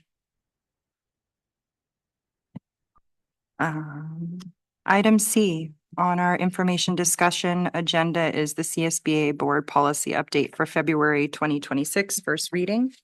This is your item, Dr. Adamson. Yes, thank you. I just want to start by thanking our policy committee. There were a lot of, updated policies we had to review this time around, and President McNary and Clerk Shamas, your input and the valuable discussion that occurred during that time. Just really grateful. In addition to the regular updates that CSBA is recommending, and what we've really tried to do is just identify and make notation of comments related to the discussions that we have during that committee meeting. On the cover page, in addition to that, we also brought forward, this evening, we're bringing forward an additional 5 policies that we are recommending internally for revision. And some of them are actually new policies that have been brought forward. So I thought I would just highlight those very quickly. BP 6153, specific for school, specific to school sponsored trips. It was brought to our attention recently that the language in that board policy is very specific to only bringing forward field trips that are out of the country. And so really our proposal at that point of discussion was to enforce the policy as it currently stands. We have, had the practice of bringing forward field trips that are out of county. And I don't, that perhaps could have been that was misinterpreted at one point, but we're, recommending to, just uphold the policy as it is written and stands. So that's one. And the second is specific to, as this is a new policy, really as a request of the board to identify a minimum 10% reserve threshold. So that is new language that we were able to review the committee for the board's approval this evening. We would like to bring forward to the next committee, if the board approves the board policy, an AR that would give, more, specifics. And I do want to just give credit to, Assistant Superintendent John a lot. As you can see, his name is on all of these, right? So this was a lot of, work from, him and his team. Inter-district attendance, this was also a request that came forward, by the board. And so really we are, recommending making a revision to this, the AR, that really would allow for any staff members who are laid off who do have children in the district, to allow them to keep their students enrolled for a minimum of 6 months, and would just allow for them to, determine what their future plans are, and if, to allow for, for range living conditions, right, and circumstances. So that really would be, a recommendation that we're bringing forward as well. AR 3100, we did not have time to discuss, so we'll be bringing that forward to our August policy committee. And then the last one is AR 5131, the cell phone policy, which really would allow us to just make the adjustment to align with our high school requirements currently, which they made those changes at the beginning of this, in January of this year, to not allow, to restrict student use of their cell phones during passing periods. So we would really just be making that revision to align with their handbook. So that is it. And President McNary and Clerk Shamas, anything else you wanted to make note of? Just that these additional policies, I think we should take a couple meetings to review them, not just, one, because they are new and they'll take a little bit more time to think about. Yeah, I think that's a great proposal. With regard to the cell phone and the reserve and the inter-district attendance, all these things that we're seeing for the first time in a giant board packet. They deserve a more thorough discussion than time allows for right now. So this is a first reading of these policies. It sounds like with regard to the additional policies, the board would like that brought back. Well, we'll have to go to policy. Yeah, it'll have to go to policy committee first. No, we did bring these already to These policy are- committee. They would come forward at the next board meeting for action under consent. This is our chance to have a discussion and decide which ones we want to bring forward for action to approve. What I was hearing from you, though, Clerk Shamas, was that the ones that we have just created new. Like, I want to just confirm that the school sponsored trips, that's just all we're The school recommending on that one. sponsored trips is fine. Correct. And then even the cell phone policy one, all we're doing is we're just making that small adjustment to align, the changes that the high school made to their handbook. That's fine. It's really not them. It's the The 10% reserve. Okay. And the board norm of guide for use of one-time funds. Yeah. maybe the inter-district attendance, I don't know. But the other two, we probably want to have a conversation about as a board. Yeah. Yeah. Which other two? The 10% reserve and yes, just a absolutely. Got more thorough discussion than Perfect. time allows Absolutely. for this So evening. perfect. So the only ones we'll Yeah. bring forward for approval on consent at the next meeting would be the school sponsored trips and the cell phone policy. Yes. The Yes. others will all Yeah. come back to the I policy think committee. that's okay with me. Hand from trustee Hazen. I mean, I've been wanting to see the 10% reserve for a while, and I read it in the packet and did not have many questions on it. I thought it was, I mean, I would personally would like to see that come back on consent. I think I'd be happy if we want to wait more on the others that were brought up, but that one in particular was one that we've been talking about for a long time, and I really don't want that one to wait much longer personally. Okay. Well, we've been talking about it, but we didn't talk about the actual implementation of it. I mean, all we said was a 10%. So I feel like there's a lot more to discuss about how you actually implement something like that. I'm not comfortable just bringing it back for action. I think it deserves to have discussion, and then the following meeting, you can take action. We have June 3rd and the 18th. Trustee Wax. Should this go to public comment too? I know no one's online, but Yes. I mean, I'm all about rules. So Thank you, Louis. Public comment. there's not. Okay. A real quick clarification. I thought students who were of a certain age or grade level whose parents were laid off, they can still remain in the district. Or Yeah, the current interdistrict policy amended 3 years ago. We call it upper class persons privilege. So any junior or senior that's currently in the district, if their parents are no longer in the district, they would remain through graduation, and that's the current policy.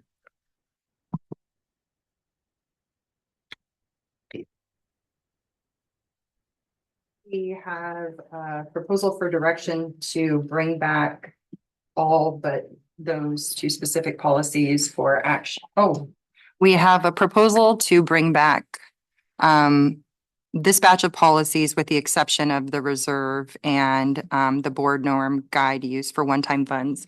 The rest to come back on our consent agenda and those for discussion. Perfect. Thank you. Thank you. Thank you all. Item D is future agenda items. The table appears in our packet. We will, Dr. Adamson, is there anything new for this, or can I go to public comment?